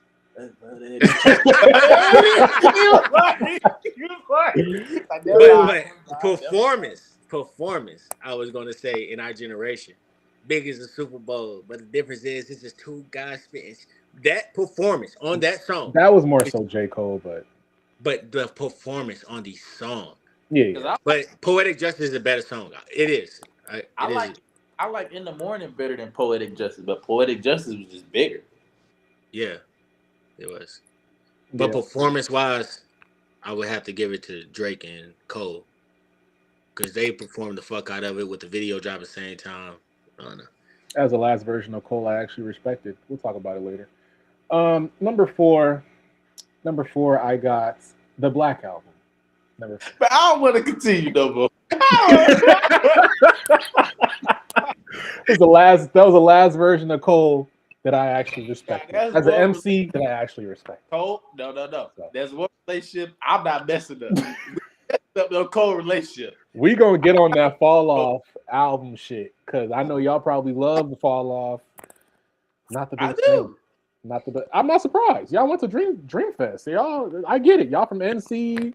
I probably fuck with the Baby more than Cole right now. If I'm being honest, the Baby got a hit on the charts right now. I ain't gonna lie. You said Baby? Yeah. I like that new song he got, but it's that one song. Nah, he got a few songs on there. The Baby hard, but he's not better than Cole. I think the Baby is where Lil Baby wishes he was right now. You said where Lil Baby wishes he was? Where the Baby is right now in terms of like not just charting success, but like just musically right now, I think Lil Baby wishes he was where the Baby is right now. I can understand that. Yeah. And the Baby's blackballed. Been great musically. It's just been like politics. That shit rubbed off apparently though. That blackball ain't work. It's not good. That's what good music does, bro. It did work in the sense of how like where the Baby was headed. Like Khaled, I don't think you remember at that time, the Baby was on a trajectory like a he was out of this. He was about to be out of the world, bro. He did the fucking Revenge of the Dreamers with J. Cole them, and then that shit kept going up, bro. When he dropped that verse on Revenge of the Dreamers, and everybody was like, that's the best verse on a Cole project. Because we not getting another artist like him. He produces musically at a high level, and he can perform. It don't matter if it's a small venue or a big venue. Like, he can perform. That's what I care about. He directs his own music videos, everything. Creative side, all that shit. All the girls. I can understand what you're saying about it. That's where Lil Baby want to be at. Lil Baby dropped some shit with Khaled. That shit ass. I ain't even like him. Don't waste your time, bro. It's that shit. Yeah. I said he not light skinned, so Khalil like him. He got everything wrapped up. I ain't gonna lie, the agenda is kind of working though. I ain't gonna lie, man. It doesn't work because he said Chris Brown, and I'm a huge Chris Brown fan. He like caramel. He not really like. He like caramel. They gonna make the agenda work. Yeah, you know what I'm saying? He ain't really light skin. You know what I'm saying? But what was I gonna say? I think the Baby's peak would have been like Ludacris. I think that's where his peak could have been if he would have kept on the same trajectory. I don't know. I don't think I can give him Ludacris. Luda was huge. But I don't think I can give him Ludacris because I don't think people care about movies and stuff like that. That's why Tyrese is almost like so big because of like the movie aspect. I don't think the baby could have did that movie stuff just because of the time we're in. Yeah, I mean, he could though. Like Ludacris didn't even start off on the first Fast and Furious, but it ended up just still going. Like it didn't. You didn't even care about he wasn't on the first one. You know he's in the franchise. Yeah. Yo, honestly, I think Ludacris, he got a hell of a career. But look, I was just gonna ask y'all a question. When we was growing up, well, not you, Cameron, because you're from Atlanta, so it's gonna be different. Or when we was growing up, did you take Ludacris as a serious rapper? I'm not gonna lie, not really. No. Growing up as a kid, Because like it wasn't really him as a rapper anymore when we was growing up. He was dropping them songs like pimping all over the world, like all that shit, but it just didn't feel like he was a serious rapper. he was more so just a hook guy to me that made catchy shit. Yeah. That kind of felt a little bit more regional at first when he first came out. It felt more It regional. felt really regional. Yeah. So- but then so like let he me got ask so y'all big, eventually. So let me ask y'all this, Cameron. You won't understand it because you weren't where we was. Bruh. You won't understand it. That's why when T.I. started beefing with Ludacris, where I'm from, it wasn't really like me. I didn't understand why Ludacris. Yeah. was Wardu said the hook guy. Yeah. What hook does he know? Is he known as the What? hook? Are you crazy? Bro, You know most of his songs like it's memorable. is memorable because of the hook. You can't really name Ludacris verses like that. You can't. Okay, It's I mostly can. hooks. I can. Because we listen to Luda, but most people when we think Luda, we think the hooks. Boom. And the reason shit, I shit up, know- like, I think you're mixing up hooks with his verses. Like if he's on a song with the artist, like an R&B artist, and he has that specific verse or something. I think you're mixing that up. I feel like you're taking most of this very personal, Cameron, because it's an Atlanta I artist. can't name many Luda verses off the top of my head. I can't. And listen, Cameron, we're not coming at Luda. He is cemented, and we know that he can rap his ass off. What we are saying is, it felt a little bit like he was not a rapper when we were coming up because he was doing so much other shit, making money. He was. Yes, he was. No, he was not. And then that's the worst part because I think he was in my head. I don't really know what else he was doing. I didn't understand the beef between him and T.I. I didn't feel either. Yeah. T.I. the truth. Why would this comical nigga beef with T.I.? Not disrespecting him. Luda reminded me of like a 2000s version of Busta Rhymes. But it's like we know Busta could rap, but it's like the theatrics around his music is what we cared about. I'm over it. Yeah, like Do you think Busta wanted to get that out the way? You said what? Do you think Busta Rhymes was a comical nigga? I do. Yeah. If you've seen his videos, not a comical, a whimsical. Whimsical, okay, like Okay. Do you think the baby is a comical nigga?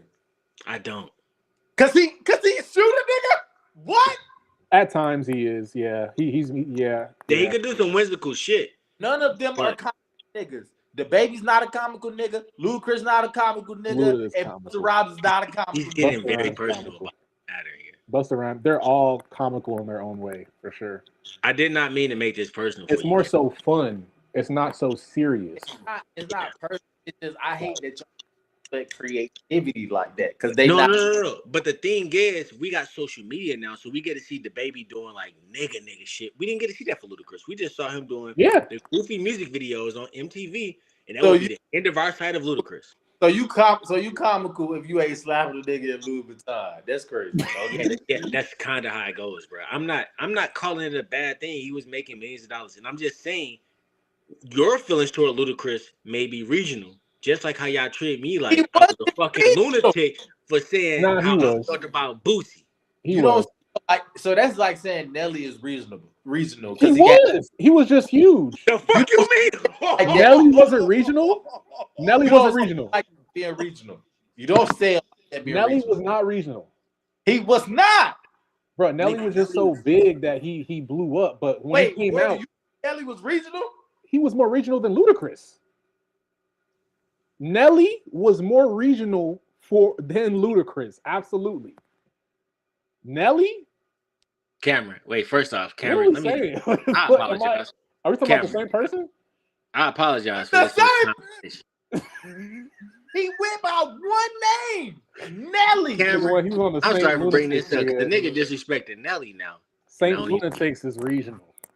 Saint Lunatics is regional. Very Nelly? regional. But We talking about Nelly. Diamond Nelly. I'm not talking about his success. I'm talking about the sound, his musical sound. No. We're talking about success here. We're not talking about sound. Yes, his sound should be regional. They're all like classic artists. Wasn't regional. They all most of them all transcend where they're from. Like Ludacris transcended. And then when you say niggas like Nelly is regional, how is 50 Cent not regional? He is. Nah, see, y'all don't know what He's regional. very much regional. Yeah, I'm really lost on what regional means then, because they sounds are all everywhere now. But y'all saying success? I'm only talking about their actual musical sound. Like Ludacris's music, you can tell he's from Atlanta. No, you can't. Huh? At that time?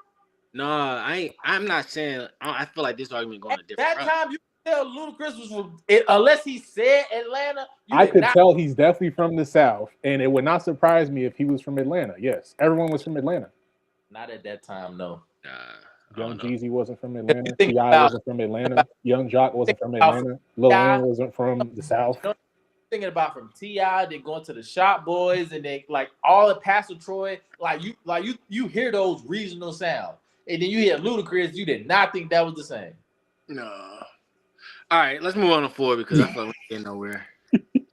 Now I thought we stopping at 5 and we gonna come back later on because I need a break. We could just say the next. Cause we at number 4 or number 3.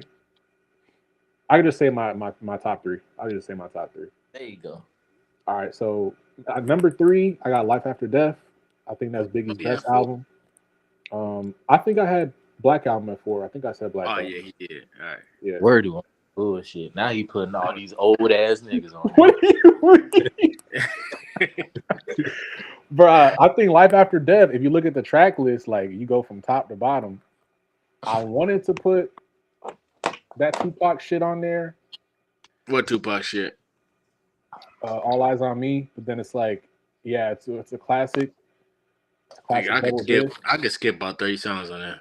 It got like 50 songs on that. I'm from Cali and I agree with you. So like I'm never arguing that. That's why I didn't even have it in my top 10. It's an honorable mention. I'm not, I got to give it its credit. But in terms of musically, what I think aged, I can listen to it right now. It sounds the same as it when it came out. Still, Life After Death, but virtually has no skips. If you ask me personally, it's up there for me. You got Hypnotized. Somebody's Got to Die. Kick in the Door. I Love the Dough. What's Beef? More Money, More Problems. Miss You. 10 Crack Commandments. Sky's the Limit. Undeniable. Number 2, I got Take Care. You know what I'm saying?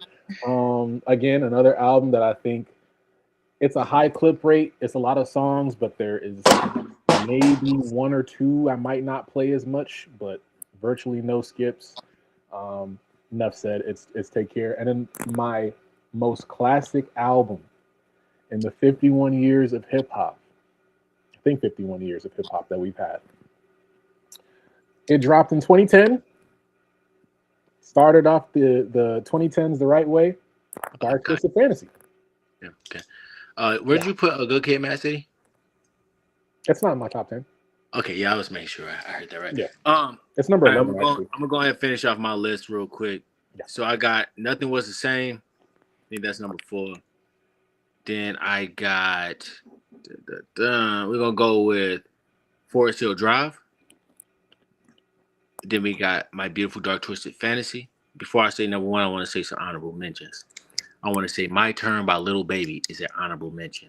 Okay. I want to say Doggy Style by Snoop Dogg is an honorable mention. And then I want to say 25 by G Herbo is an honorable mention. Okay. Why you start laughing, Bernie? He doesn't know the album. I do. That's why I'm laughing. It's like I really like that album. It's not classic, but that's personal. Yeah. And then Good Kid, Mad City is my number one. Yeah. Okay. Not really surprising, but I fuck with it.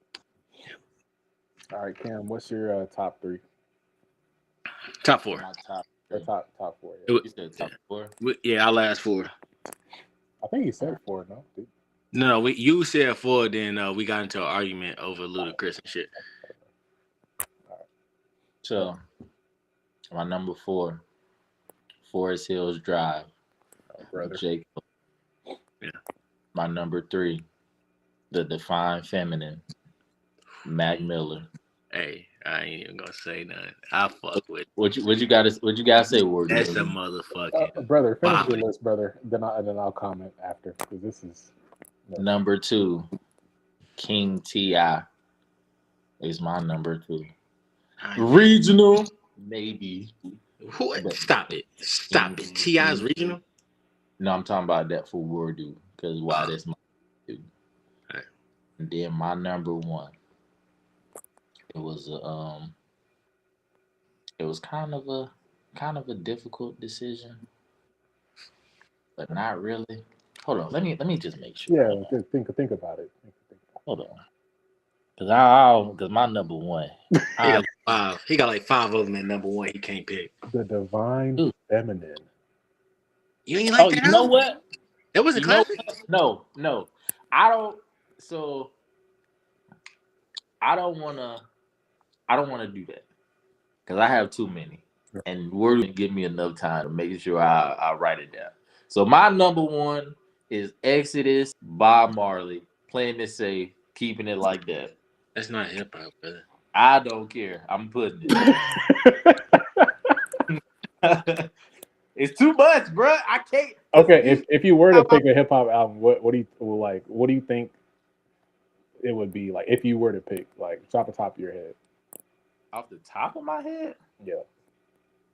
So I think me and Khaled both had Dark Twisted. No, he had Good Kid, Mad City. Yeah, mine made more sense. Which I'm not mad at. So it would be a tie. It would tie between four people. It would be from J. Cole, DMX. What album? Damn, say the album. And I can't because they got a couple. I have it would be couple. It would be J. Cole. Nigga, you bugging. J. Cole? Okay. No. J. Cole got a couple. It would be from J. Cole. It would be from DMX. Wow. It would probably be from Missy Elliott. Okay. And it would probably be somewhere from Drake. It would be within them four. You already said Take Care from Drake. What was the other one? Probably nothing. I got Nothing Was the Same higher than Take Care. Okay. I just didn't. All right, I respect it now. So I just don't get when people say Take Care is his number one. That's not a hot take. You didn't have nobody in the past. That's not a hot take though. Like you didn't have nobody. I didn't say hot take. Nobody said hot take. You did not have no one in the passenger seat with you, and y'all sing and take a shot for me word for word. You didn't expect. Like, what are we saying? Like, brother, I was going through shit when Take Care came out. I literally like that album, but I'm just not saying it's better than Nothing Was the Same. That's it. That was the Nothing album to listen to when you going through stuff. Like, what are you talking about? But I'm saying Nothing Was the Same was better. It's a better. I think it's more concise. I think if I'm going off my criteria, I get where you're coming from. Like, yeah, like if you want a good mixture of R&B Drake, hip hop Drake, Nothing Was the Same. If you want, and then you talk about Bob Marley Exodus as my number one. When you're talking about, he was a better lyricist than everybody that y'all was talking about. He was actually talking about shit. Okay, brother, we not. I mean, like, yeah, you're not wrong. We're not saying you're wrong. We get window shopping. Wasn't what we were talking about. I mean, first off, the beats were better on Nothing Was the Same. Yeah. The beat selection on Nothing Was the Same was killing Take Care. I don't know about killing. Killing, brother. No. Wait, how did it come in with the like the little fucking what was it? A violin? That mother? I can't make it sound. It was not killing Take Care. I think the intro. I think Take Care's intro was better than Tuscan Leather. Hot take. Yeah, that is Over My Dead Body. That I know a lot of Drake fans that would agree with me.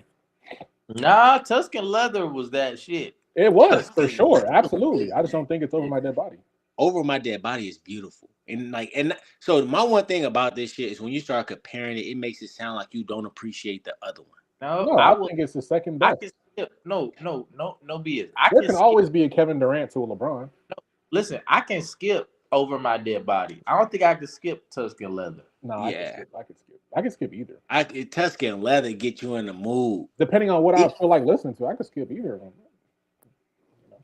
Like if you trying to, because if I had enough Honestly, time, I would have put. catalog. If I had enough time, Kevin Gates would have been up there in my 9 to 10. Hey Kevin man, on there. Gate. All right. Because Over My Dead Body, Shot for Me, Headlines, Take Care, Marvin's Room, Underground Kings, Will Be Fine, Make Me Proud, Lord Knows, Cameras, The Real Her, Look What We've Done, Hell Yeah, Fucking Right, The Ride, The What Motto. y'all doing now is making it seem like I What don't are we appreciate saying? the album. Look, what you're doing now is making it seem like I don't appreciate the album. I'm just saying there was a better project. I don't think it was that much better, but if you're talking about but you're saying it was better. I'm not timeless saying shit. Take Care was more timeless and Nothing Was the Same, for sure. I might want to play Nothing Was the Same more, but what's more timeless? Take Care. When I think Drake, I think Take Care. When I think Kanye, I think Dark Twisted. When I think J. Cole, I think Forest Hills. When I think Big Sean, I think is that really what you think of when you think of J. Cole? Because like if you were trying to introduce, yeah, that's what I think. I'm not. I feel disrespect. Right now. Disrespect. What am I supposed to say? What KOD, Sideline Story? What am I supposed to say? The warm up. What should I say? It's J. Cole, nigga. It's like, okay, since we've wrapped up the list, Friday Night Lights. I'm sorry, Friday Night Lights, another classic. Wow, Friday Night Lights, undeniable, undisputed classic. J. Cole. Let's get to J. Cole. Y'all like the fall off, right? Yes, very much so. Why did y'all like the fall off? Cameron, go ahead. I would say I personally like the fall off because of his evolution of beat selection. Because I was probably like me and Khalil argued this at the last Dreamville Fest. I didn't too much care for that Might Delete Later album. I didn't too much care for it. It just didn't sound good to me. But the fall off basically sound good to me. And a lot of y'all probably don't really care about like the wrapping up stories from previous albums and mixtape that he was like singing in those songs. Like he was like even what's that song that I love, Khalil? When he was talking about that girl in Atlanta. What's that song? I Love Her Again. Just that is like is he talking about a girl or is he talking about music? And I don't think y'all appreciate like the common sample of just embracing old music, because now we're getting samples like a Boss Man D-Lo, or I have to say a Big as the Plug now. Like they're using old samples, but they're not telling any stories. They're just using the old samples because it sounds good and just rapping some new shit. Like, so you said the evolution of the production. And I'm not taking no. I'm gonna go into the same thing, so I'm gonna say why I like it too. Before you kill us or whatever you gonna say, I'm gonna say the same thing. So basically, the reason I like the Fallout is kind of the exact same as Cameron, but it is the story. So I feel like I don't know where else you can find it really in hip hop, and I know it's gonna be they call it like dick eating now, but I feel like the way that he finished the project when I'm talking like the whole J. Cole story was beautiful because everything was wrapped up with this project. I saw this dude on Instagram. He said something. He was like, if you look at that trash can outside your house right now, it's just a fucking trash can. It holds no weight. It holds no value. But if you put that same trash can in the Louvre, the trash can become priceless. To an individual who's looking at this project like, oh, it's a good project, but it don't have no weight. But if you put this project next to his discography, it starts to make more sense on why it's so priceless to his fans, because it wraps up the story he was setting for us this whole time. Mm-hmm. It wraps up this journey we've been on with Cole this whole time, and he wrapped it up in a way where he answered questions. He made it known. When I did talk to y'all about Dream, when I did talk to y'all about Fayetteville, when I just brought it up a little bit, now y'all understand my love for my city. Now y'all get to understand my hate of going back to my city. He concluded everything on our journey with Cole. And the reason, Wardu, the reason that me and Khalil understand that, you probably don't, is because we got successful outside of our city. And then we came back, when we came back to our city, We became the man. We the Get you ain't the the man fuck of your out of city. here, nigga. That No. album is trash, nigga. That album is trash, nigga. I don't care what nobody talk about. Yeah, I Nigga, don't know, bro. first Literally, off, but what story are we talking about? So he wrapped You up the didn't story. listen. You I weren't the on. J. Cole story. care. I don't Okay, but care. that's the point. Look, What look, story? that's the Nigga, point. rap better. I'm supposed to get the best rapping. I don't think this is his best rapping. It's not. Okay, Off okay, season. but look, You telling me you off season don't didn't rap care. better It's than? for you to not care. It's Oh. for you to not care. Okay, Niggas first started off- going on this long tangent of it ain't for me. Nigga, if it ain't for you, why you still talking about it? No, obviously I grew up listening to J. Cole. Obviously, I love J. Cole's music, but nigga, if you All y'all talking as much shit as you have since 2019, and then this is your last album, and you give me this ass production, you give me this empty, soulless content. Yeah, I know the J. Cole fans love it because it gives them the story of all the music that the real J. Cole fans love and admire, and they finally get the answers to what they've been wanting. But for me, that's not as big of a J. Cole fan, but I'm pretty well versed in J. Cole's music. Not many answers. The stories that he was talking about were too vague enough for me to really give a fuck. The production was not good. Look, keep looking at the trash can outside. Keep looking at the trash can outside while we What, the enjoy it follow-up? in lieu. Hey, in Rome 3384, my nigga, prove it. Who the fuck are you? Nah, Rome But definitely. Rome definitely might be rapping better than current J. Cole. That's my but he nigga got to Rome. prove it. So That's that my shit nigga don't mean Rome. nothing. If you My nigga still Rome rapping in definitely your raps mom's better than basement, Cole. That's a if you fact. still rapping in you your just mama's say basement, you Rome? ain't proved nothing. Did you just say Rome 284? Yo, Rome, I'm gonna send you a link Just if you want to some join. random nigga. Look, listen. If you still rapping out your mama crib, or you still rapping in your homeboy studio in That the means. closet, if you ain't No. doing nothing with your verses, if nobody hearing your shit, you No, apparently ain't rapping good enough to get seen.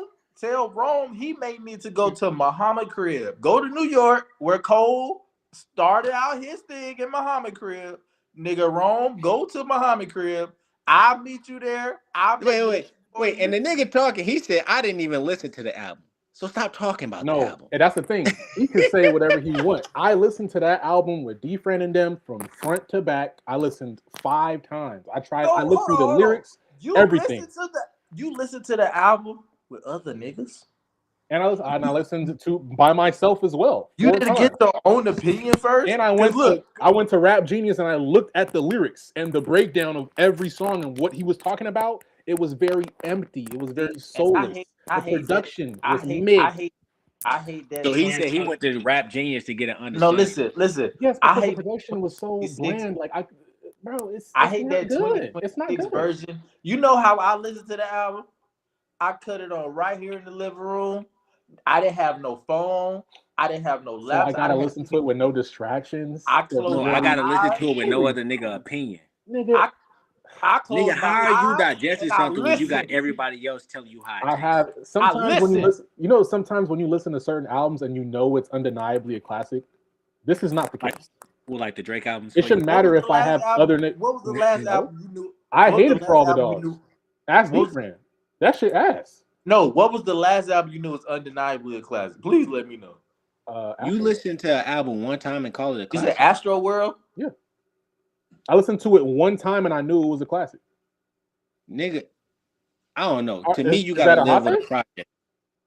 Brother, I feel like all that was a hot take. To listen to something one time and say it's a classic. I knew it was a classic.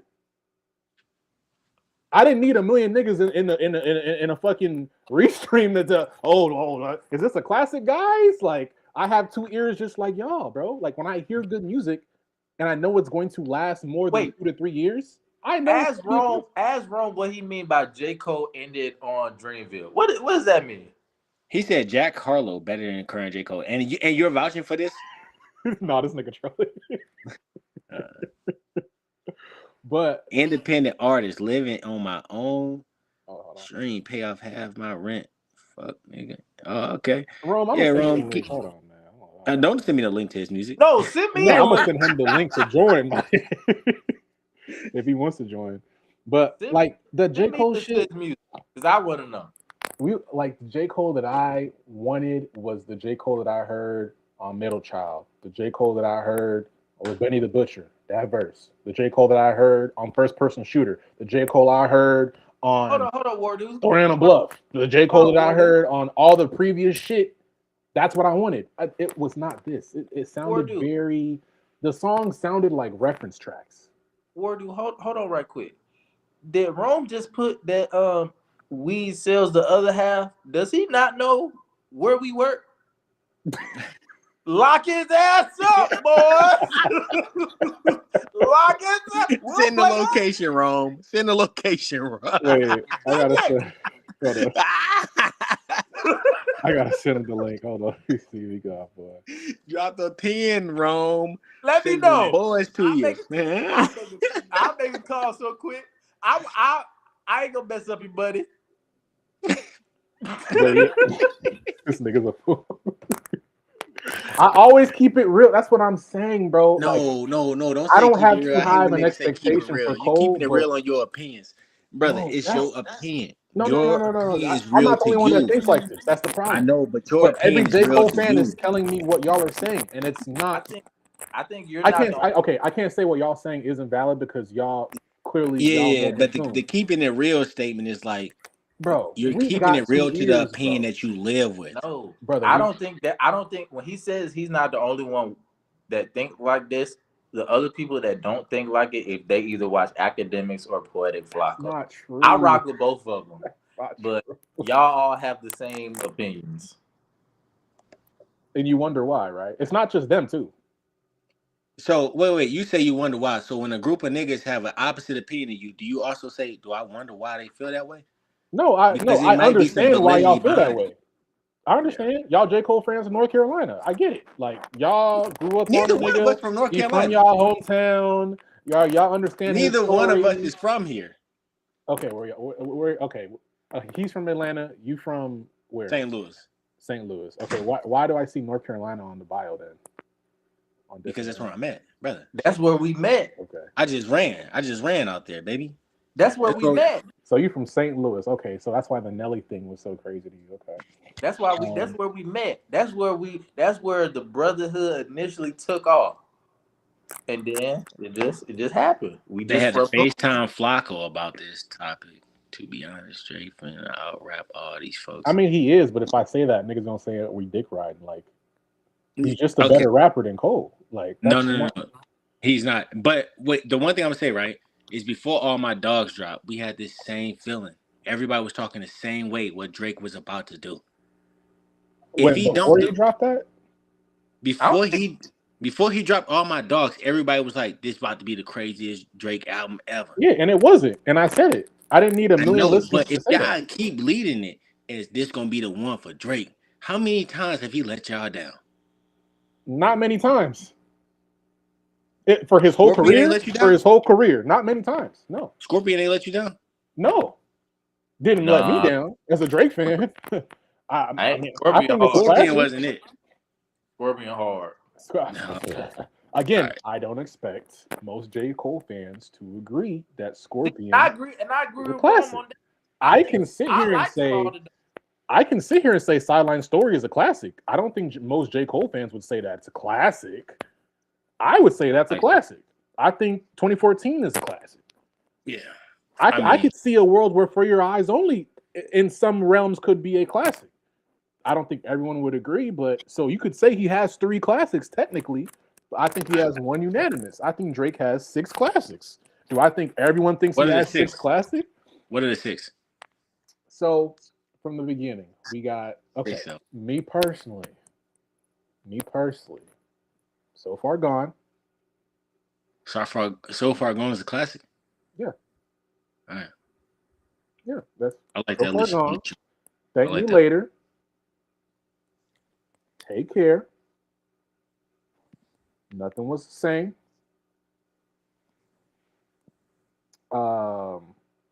What's that shit with Future? Fuck, I'm blanking out. Why am I blanking out?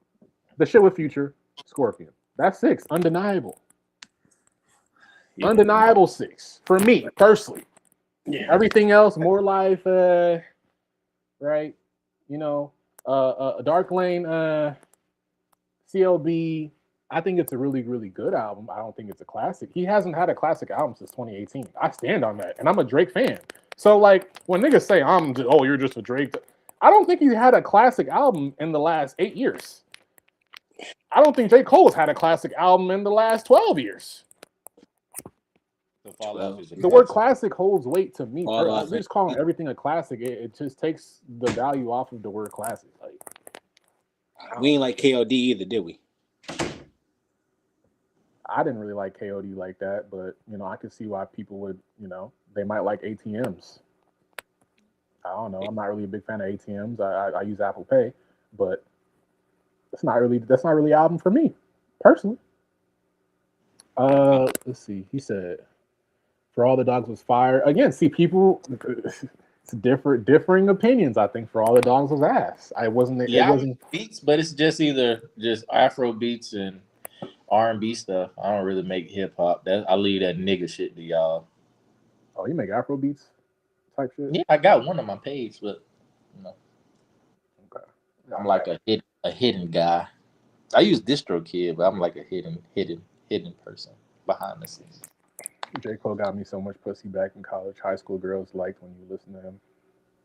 Yeah, but again, that was Dollar I and the don't, Dream. I, I don't think J. Cole ever got me no pussy. He probably like Dreamville Fest maybe, but he never got me. The nigga said, "Man, tell them, man, tell them they better lock in or something. They better tighten up with this J. Cole shit." I ain't gonna lie, man. I'm not Yo, surprised. people really don't like J. Cole? Is that what it is? No, I think if I'm being honest, I do think like the beef had a lot to do with it. I'm just be honest with you. Like, Phil, really? I mean, I didn't really care. I didn't really let that affect what I was expecting. Like I've been expecting the fall off to damn near be on par with Forest Hills. I don't think this is anywhere near Forest Hills. It's not even on par with KOD. I think KOD is way better than this. Like me personally, with the whole Kill Edward shit, that had more of like it was more conceptual shit that I got from KOD than Fall Off. Like, and like a lot of the songs were just unnecessarily long for no reason. Production was. I don't know why J. Cole thinks he's like such a great producer. Bro, just just lock in with Alchemist, lock in with like some of the producers that kind of are more tailored to your sound, that sounds a little bit more current, you know what I mean? Like you're only really doing shit with vinyl. Well, you're not even doing shit with vinyls for real, but That's why I don't feel like. That's why I don't feel like he's done making music just because of like those opinions like that, or even him like because I haven't like me and Khalil talked about this. I don't think I watched one J. Cole interview that he did like when he was on Mellow stuff. He was on all these people stuff recently. I don't think I watched one, but it just seems like it was like a kind of like a backtracking. That's why I think he's going to come out with more music and appease y'all more. I mean, then I think he did a song on Mike Will album. Yeah, he did a song. Yeah, I heard, but it was like that was like rappy rap, like that That's album, that's like what that I album. wanted. Like, yeah, say. That album, like my favorite song in there is "Rooms" with Chief Keef and Oh yeah, yeah, mhm, that's my favorite song too. that joint hard. But yeah, I don't like just to just shit on people's art and shit like that. I'm not that type of person because I wouldn't do that. Like I wouldn't like people to do that for me. I honestly I have thick skin, so if a nigga thinks something about my music isn't to their liking, I'll at least hear them out just to see where I need to evolve. I'm gonna still do me, but I like to like listen to a lot of different opinions, but I still always keep. I like to be honest from what I'm personally hearing, and what I heard from the fall off. I know for a fact he could have done better. I know Well, for yeah, a fact. I know for a fact. You can't do that shit with Benny the Butcher. You can't do that shit. You can't have all these guest verses. You can't have first person shooter. You can't have middle child. You can't snow on the bluff. You can't have all these songs that lyrically and then just give us some shit like I didn't really get that Benny the Butcher song that much when it dropped until I seen it perform at I think that was the second to last Dreamville Fest when he brought him out stage, and it was I remember it was like this girl right next to me because her mom was there too.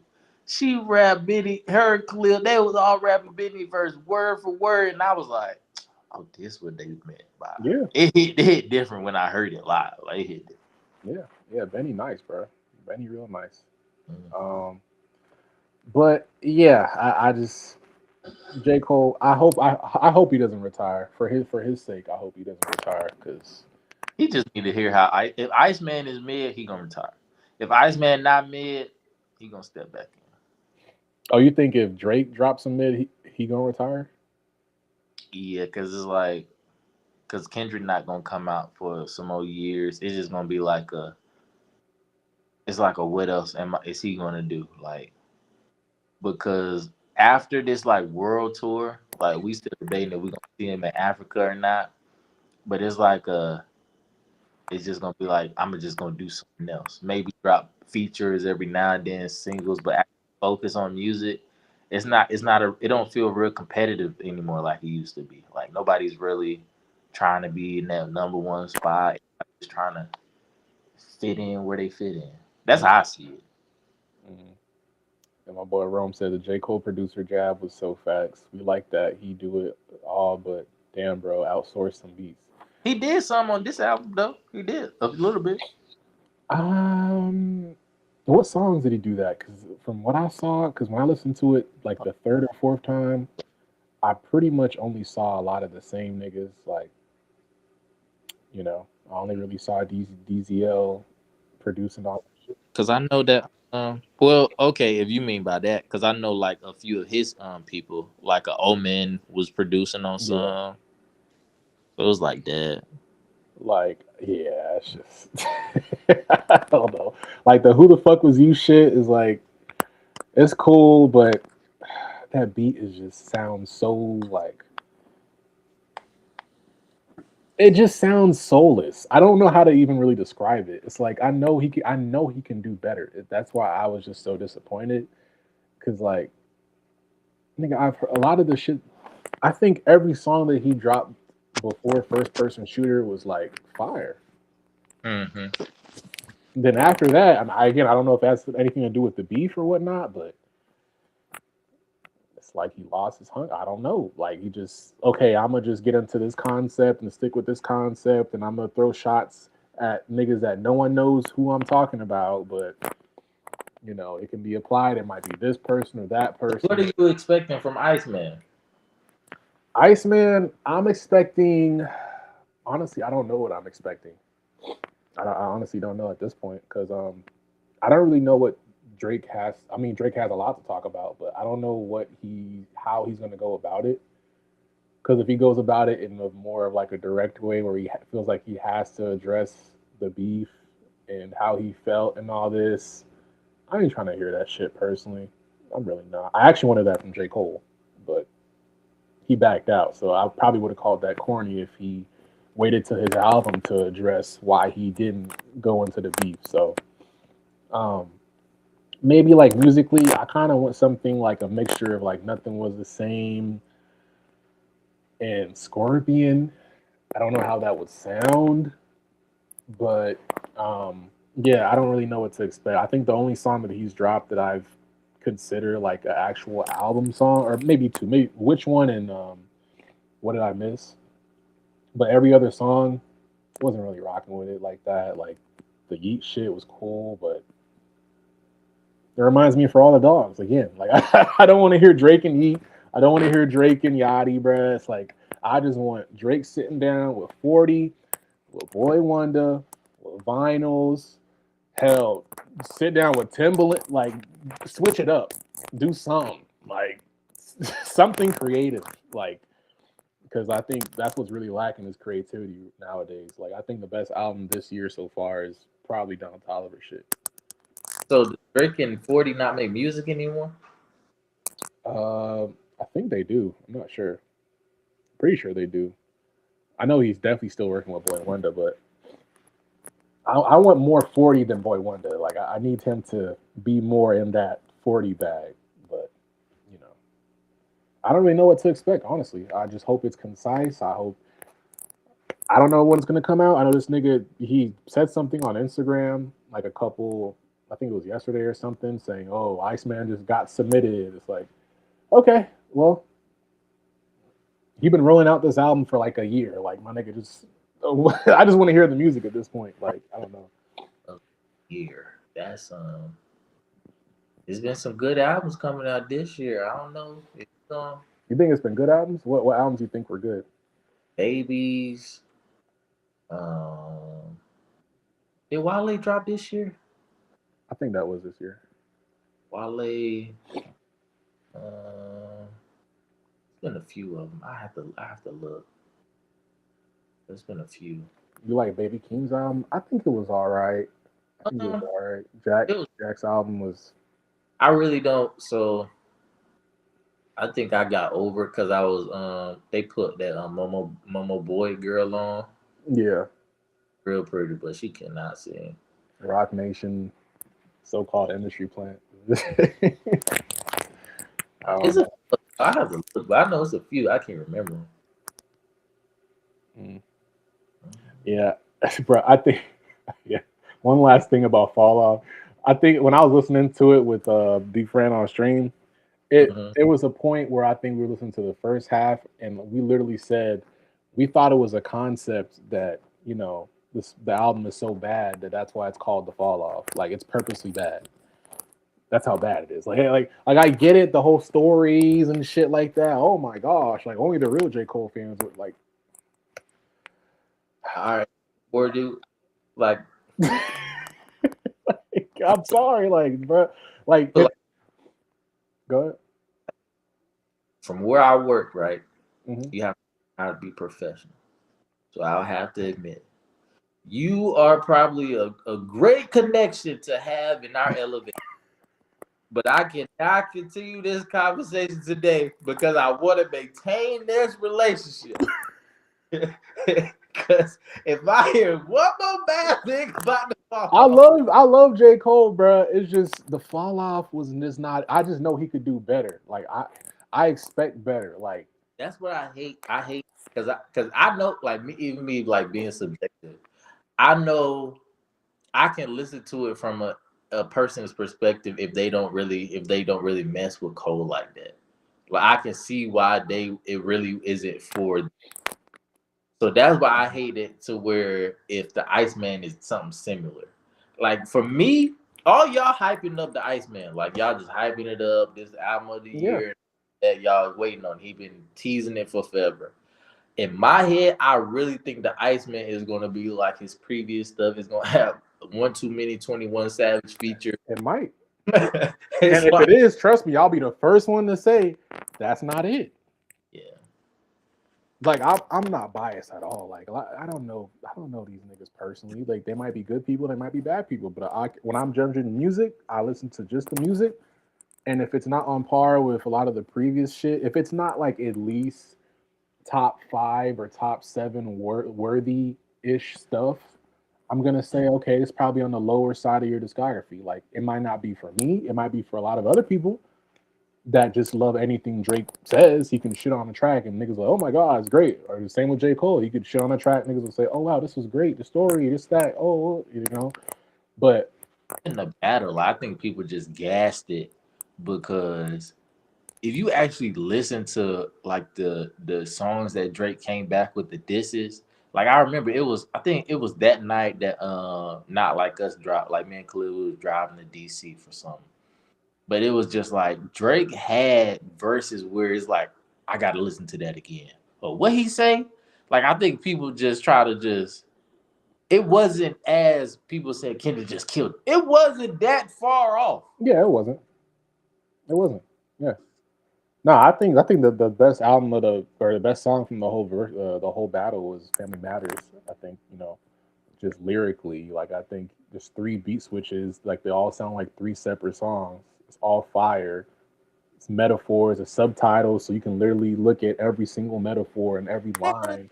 My dad is Yeah, it's like, bro, like when shit, like I said, like I don't need a bunch of niggas in a room with me to listen to some shit and form an opinion. Like a lot of people can just listen to some shit and be like, damn, that sounds good. Like, damn, like this nigga really spitting. Like, it could be Kendrick. That could have been a song that Kendrick dropped. I would say the same exact thing. Like, just because I'm a Drake fan don't mean I can't acknowledge great shit. Like, Kendrick is arguably a top 10 rapper of all time. I got him number 10, but he's top 10. Like, you know what I mean? Like, still Kendrick. J. Cole is still J. Cole, but this album is his worst album to me, in my opinion. I think KLD better. I think For Your Eyes better. I think Sideline Story better. I think everything else that he's dropped in the past is better than this shit, and it just happens to be called The Fall Off. So it could be like a main whole thing where the mixtapes may have overshadowed it, like him dropping Really Yours and that series, and it could overshadow the albums. That why we love them so much. Maybe you didn't listen to all that stuff, like how you try to diss the warm up and all that. No, I only mentioned warm up because I like warm up. I like the warm up. I think that's the Cole that I like, right? That's like He I, ain't I, changed much from Simba, and it ain't changed that much. I don't okay. I don't think it's necessarily the rapping on the He Fall still Off. then.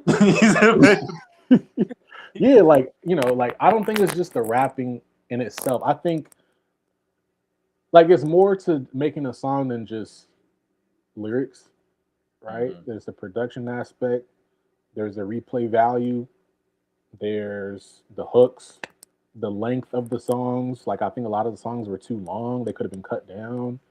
A lot of them, there's a lot of like songs on there where it's just the beat running majority of the time, and there's no verses, and then now there's a verse. It's like it kind of felt like it was incomplete, like almost like he rushed it in a sense. Like it doesn't like I could listen to the off season and be like, this is damn near a classic. Like this is elite J. Cole. Like there is not a song I would skip on this shit.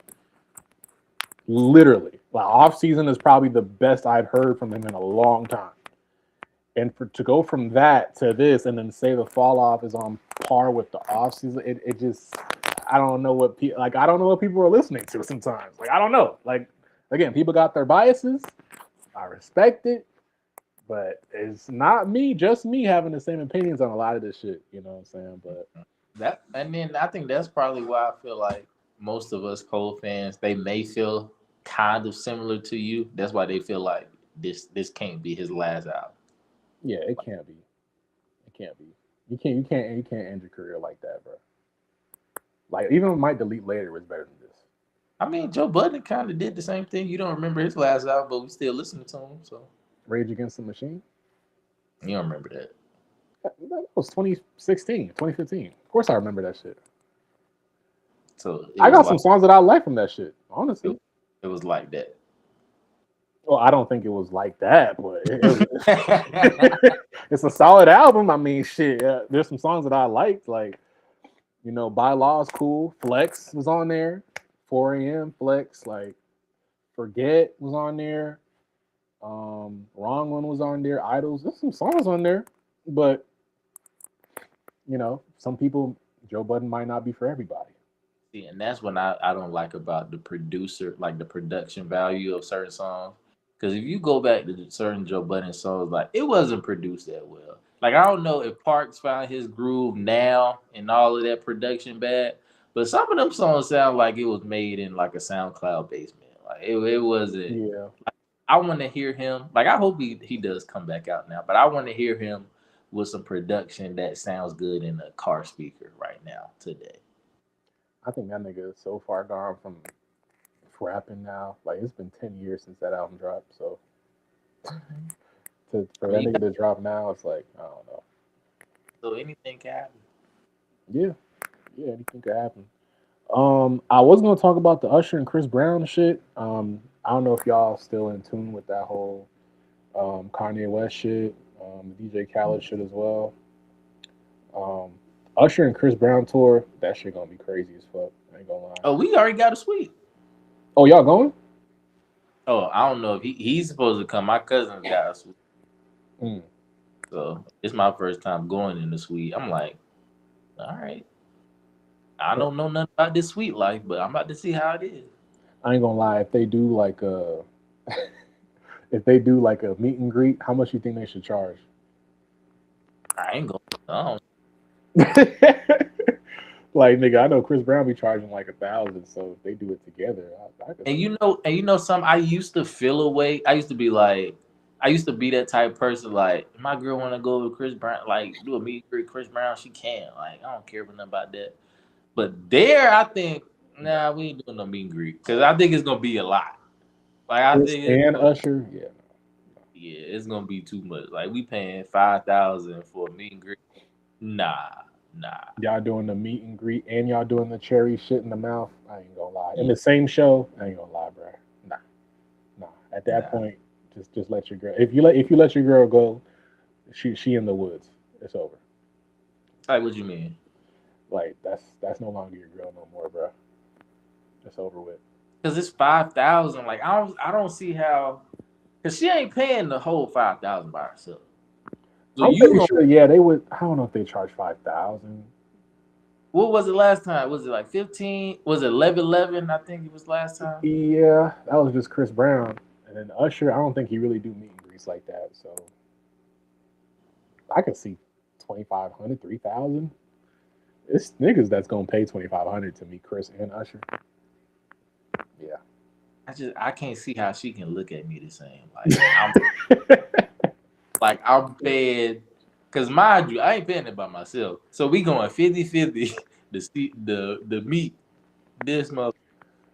Bruh, I ain't gonna lie. And I think they have like I don't know how many dates they have. Do they have like 30 dates or something like that? It's two in Atlanta. It's two in Atlanta.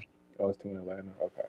I think it may add on more because this is because yeah it may they may add like another show in another city somewhere. Shit, they got to. That shit once in a lifetime. That's like Drake and Kanye on tour. Because I think she paid. She was like, because at one day it was like $1,000 for a suite, like for the deposit, and literally the next day it went to from 1,000 to 5,000. Damn. Mm-hmm. Ladies been God damn. I ain't gonna lie. I think they should kind of have it be like the Lil Wayne and Drake verses when they went there. They had their little concert.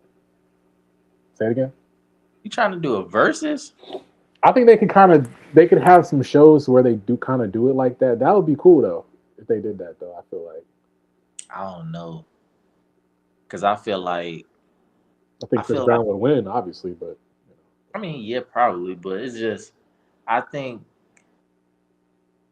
it's kind of how like that Tank and Tyrese versus went. I think Usher is more like grown. So yeah, like him at Super Bowl, it was like very like fast paced, him on skates and doing that. I think for his shows, he gonna try to like give a show. Chris mm, Brown is gonna give like a performance where everybody's moving and bodies like fast paced motion. I'm not trying to see that up down like up down up down up down. Like maybe they do they verses when Chris Brown performed "Take You Down" like during that time. yeah.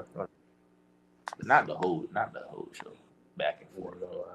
Because I don't know like because like I'm assuming it's gonna be like a headlining situation. So Oh yeah. is Usher gonna start off? Is Chris Brown gonna start? Like And they start at the same time. Like you know, like Chris Brown has the better dancers, so I mean, he's just a better dancer in general.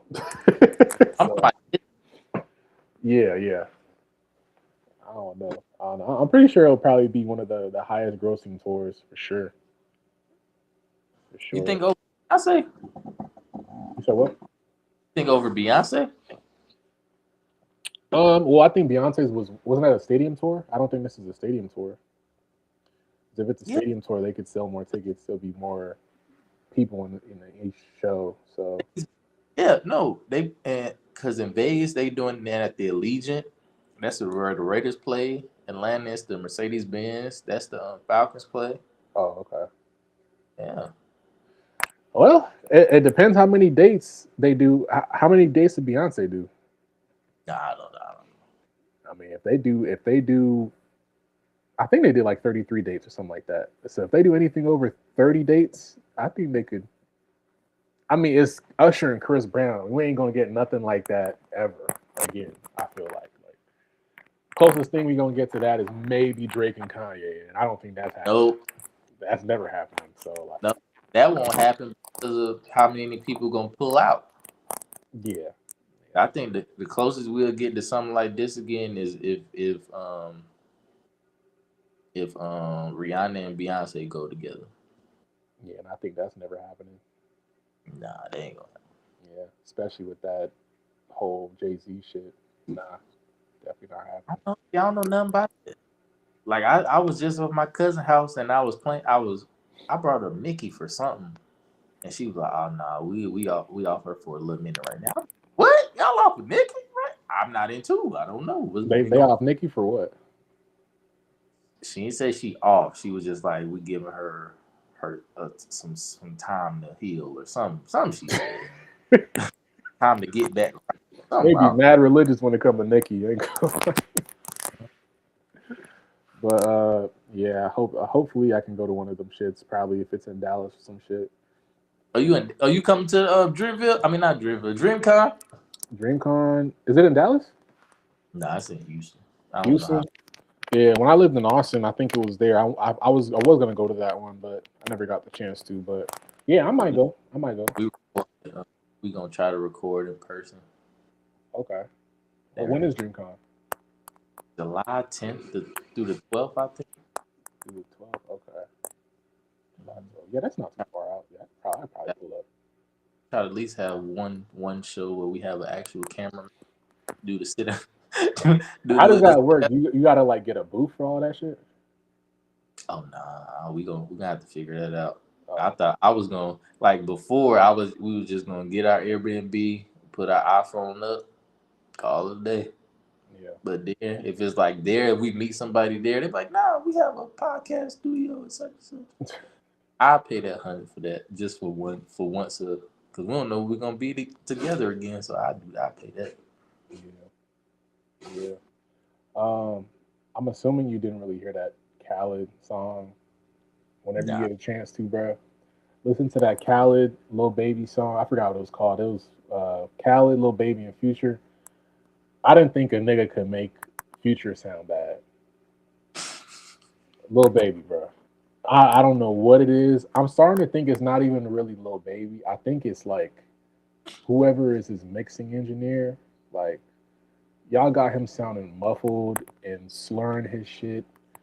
Like I think he dropped a song called like Mrs. Trendsetter. It's like going viral on TikTok and shit.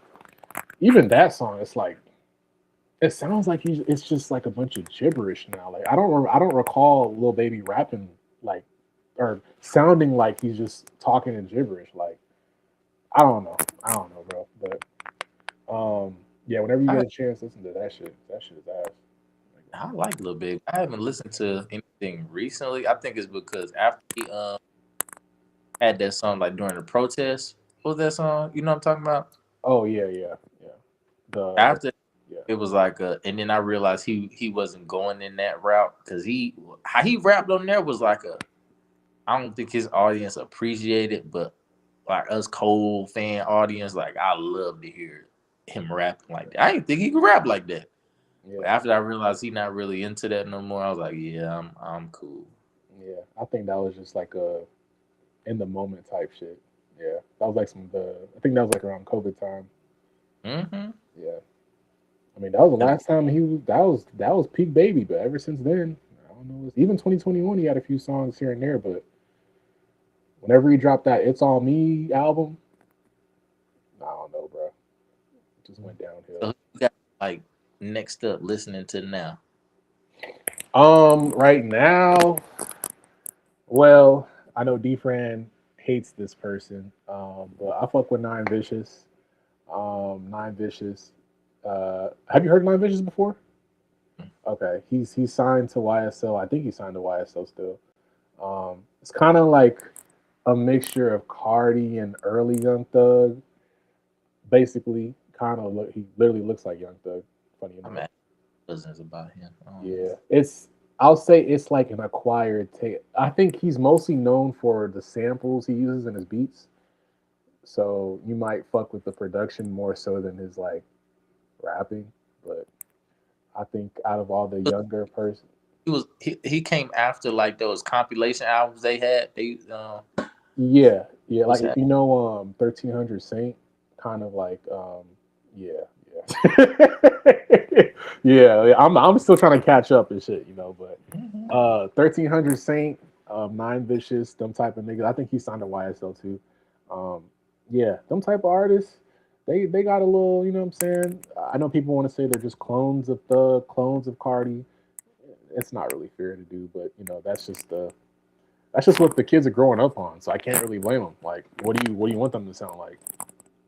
Because I'm listening to like what 4 Bats right now. Yeah, Four Bats is cool. I think he's from Dallas too. Yeah, I fuck with Four Bats. That's all. Other than that, it's just straight either Afro beats or some R&B. Like, what are your like favorite R&B artists to listen to right now? Who would I go to? For me, It's it's either, mostly so Brent. it's, so it's Sebastian Michael. Okay. I would say, Ro James. Okay. I haven't heard him since 2017. It's been a minute. Who else? Like, about a girl. 4 Bats. I put him in there. Hold on. Let me get my accurate list because I ain't dissing Yeah, my. I gotta look at my playlist too, nigga. Gotta say, Alex Isley, Xavier Omar. Oh, I'm tripping. Hold on. I'm gonna get my camera for this. Oh, I'm tripping. Yeah, because I'm an R&B nigga too, so a lot of hip hop nowadays is just mundane, repetitive shit. I can't really listen to it. But yeah, mostly. So had to come on camera for this. So my R&B right now. So Yep. Isaiah Falls, Okay. Masego. Okay. Those my guys right now. Okay. Yeah, I still listen to Division till this day. Oh, Yeah, Division. Division is, hey man, Division. They cold. They cold. Still listen to Division. Still listen to the Internet. I don't know if that's technically R&B. It's more so alternative, but Internet is cool. Alex Isley. A little bit of Leon Thomas here and there, depending on how I'm feeling. Who else? Sid. That's Internet though. I didn't hear Um, no. Just left Brent out. Brent. I mean that's obvious. Like Oh, that's yeah. Like I've been never. listening to Brent since day one. So that's like my Drake for R&B personally right now in terms of like a nigga that can't. I know it sounds crazy comparing a nigga. I know. I know. That's my Drake because like when niggas talk about Frank Ocean, I look at Brent in that way. That's Khalil. Frank Ocean. Mhm. Yeah, like I fuck with Frank Ocean, Like but he just didn't do enough. That's how I feel. he Like I just feel like like he just didn't do enough. yeah. I think he tried to finesse the industry, and he finessed them, but it's like to still hold him in that regard, like he's still like he has the last time he dropped was when Rihanna dropped. Yeah. See, that's why I can appreciate Sir over Frank Ocean. Like Sir Yeah, has a discography of great music. yeah, Like, I don't care how good Pyramid is or Thinking About You is. It don't beat her discography. Sorry.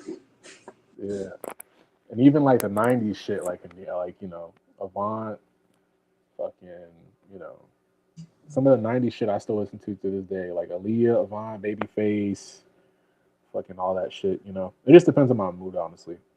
But Yeah, I can appreciate Babyface now because of he keep reinventing himself. Like you will be surprised at as many songs I listened to that came after 2020 that he's either featured on, wrote on, or singing in the background. yeah, Like, it's one of the greatest songwriters of all time. Shit. mhm. Babyface, Neo, fucking, Sean Garrett, even. Yeah, Yeah. But I ain't gonna lie, there's a lot of topics that I don't really care to talk about. Pooh Shiesty Gucci, that's just nigga news to me at this point. Hey man, I just I'm finesse 2 times, like bro. I just I don't care. I'm he sorry. funny. He hilarious. He needs to do a podcast. He needs to do something for real. He hilarious. He need to start live streaming or some shit. But Well, come out to DreamCon. Let's save it there. oh yeah, oh yeah, bro. I ain't gonna lie, but yeah, a lot of the topics nowadays, I think people are just waiting on Iceman to drop so they can have something to talk about. or so they can just have something to shit on, because that's what people love to do. But That's I've been. I don't know. I've been kind of dwindling down on like music content, and I think I just been on a whole bunch of finance stuff because it don't seem like nothing going on. yeah, I mean, it might be the Drake effect. Who knows? Or wait until football season come back. Man, even Kanye dropped, and people love that album. I love that album too, and it's still people got the same feeling. Oh, ain't nothing going on. I didn't even listen to that album. But Yeah, Bully, Bully was great. Bully was great. Yeah, Bully was great. Preacher Man's probably my favorite song. Whatever Works, my second favorite. That was a really good album, but still, niggas like, oh, nothing happening in hip hop. Hip hop is boring. It's like Kanye dropped good shit. Don Toliver dropped good shit. oh no, I forgot. Don, he had one of my favorite albums this year. Yeah, he got my favorite right now. That's the only album I'm really playing from top to bottom right now. That and the fall. Yeah, Understandable. I get it. I get it. And Wale too. Wale shit was good too. Wale shit was good. I like the versatility, like I said. But It's a few others I just don't know right now, but I know if I look at my phone. Oh yeah, I forgot to say something. yeah, because I have like a whole playlist where I just start adding songs from the whole year that I like. Like I think the first song I had, like the Lil Uzi song, I think that was at the beginning of the year. And then the Bruno Mars shit was cool. I Just Might, that shit was cool. I know people shit on it, be like, oh, we've heard like 6 variations of this song, but it's like Bruno Mars' voice in itself is a cheat code. To say Bruno Mars shit is ass is like saying water isn't good for you. Like, what do you say? Like you can't hear the production on that and just be like somebody ain't even trying. Yeah, like, this sounds too good. Like, yeah. like, I don't get it. I mean, I get it. It's like I get it because they say like, oh, most of this shit sounds like disco type shit. He's been making the same disco type shit. Mm-hmm. It still sounds good. It still sounds perfect. Like this nigga is a cheat code. Like he made his shit with AI, but it's not AI. Like I don't know. Don Toliver shit was good. The Baby shit was good. I like Chief Keef's album. Baby Keem's album was cool. Brent Faiyaz's album. Oh, the T.I. T.I. got a hit record this year. Yeah, I'm waiting on that album. Yeah, waiting on that. Yeet. I didn't really like Yeet's album like that, but I know a lot of people love Yeet. So he's still doing good. I haven't heard him in a long. Yeah. People liked his EP he dropped last year. So they're like, oh, Yeet's actually coming up now. But as a Yeet fan, didn't really like his album that he dropped, but I see why he didn't make it for me clearly. So YoungBoy dropped, ASAP Rocky dropped, which I completely forgot about. Yeah, that was not that good in my opinion. But his visuals, because I want to do some of that in the future, like in our podcast stuff, like some like put our audio behind some of like the little cartoon figures. Yeah. His rollout was dope. I ain't listen to music like that, but the rollout. Yeah, that's the thing. Like they focus on everything around it, but then the music is just, I don't know. Just let me down. Larry June dropped some shit I liked. I can't get it. You don't like Larry June? I can't. I remember we was in the car. He was trying to play him. And then the fact that girls like him too. I just. Yeah, it was a song by Larry June and Currency called "Stars on the Roof." That's a little cool. Like if you smell it's, I feel like Currency is just like another variation of Wiz Khalifa type smoking music. I was just about to say that I grew out of that. If you know music since Wiz, like oh you don't get it if you know like I don't know. Yeah, it's not. Yeah. That's just I never really been a big on Currency, but Brent got a song with Amma, I think her name is. I think she's signed. I think she's signed to ISO Supremacy, Brent's label. I think it's called song is called Need It Bad. I like that song a lot. Oh, you know, um, You said what? I brought him up. I'm waiting on two people: New York, LA, Oh, and Trim. oh yeah, The yeah, girl, I like both of them. yeah. They hard. They Mm-hmm. hard. Yeah, Mike will drop that shit. Jack Harlow dropped that shit. Um, I Mike Will in the strip club on my birthday. oh yeah, yeah. Mike will. I'm sure Mike will shit go crazy anywhere in Atlanta. Mm-hmm. Yeah. So especially that OJ the Juice Man song. Oh, what's his name? Drop. Sway Lee drop. Really. Yeah, that album was that wasn't it. That wasn't it. I'll just put it like that. I like Sway Lee a lot, but yeah, I'll just say that it wasn't for me. Mm-hmm. I don't want to be a hater. Coil Ray drop, Rick Ross drop with Max B and Fresh Montana. Kanye dropped Bully, Nine Vicious drop. Fetty Wap dropped. I like that Fetty. Yeah. Meek Mill dropped a song called 600 Racks. I like that song a lot. I like his freestyles he been dropping lately. Like when he did the remake of Dream. A lot of y'all feel it when he redid the Dreams and Nightmares freestyle. I like it. Yeah, yeah. The song 600 Racks. It kind of sounds like a freestyle Meek Mill. That's why I like it. Mhm. That Chris Brown song, obviously came out. That's a hit. It better That not get. It better not get. It better not make the playlist for the show. But it's a hit. it's like It's a, anything he puts out is a hit. They starting to say the same thing about Chris Brown. Like a lot of his songs starting to sound kind of the same. they do though. Yeah, Like obvious kind of sound like a slower down version of sensational. yeah, yeah. I was gonna say sensational, yeah. But it's Chris Brown.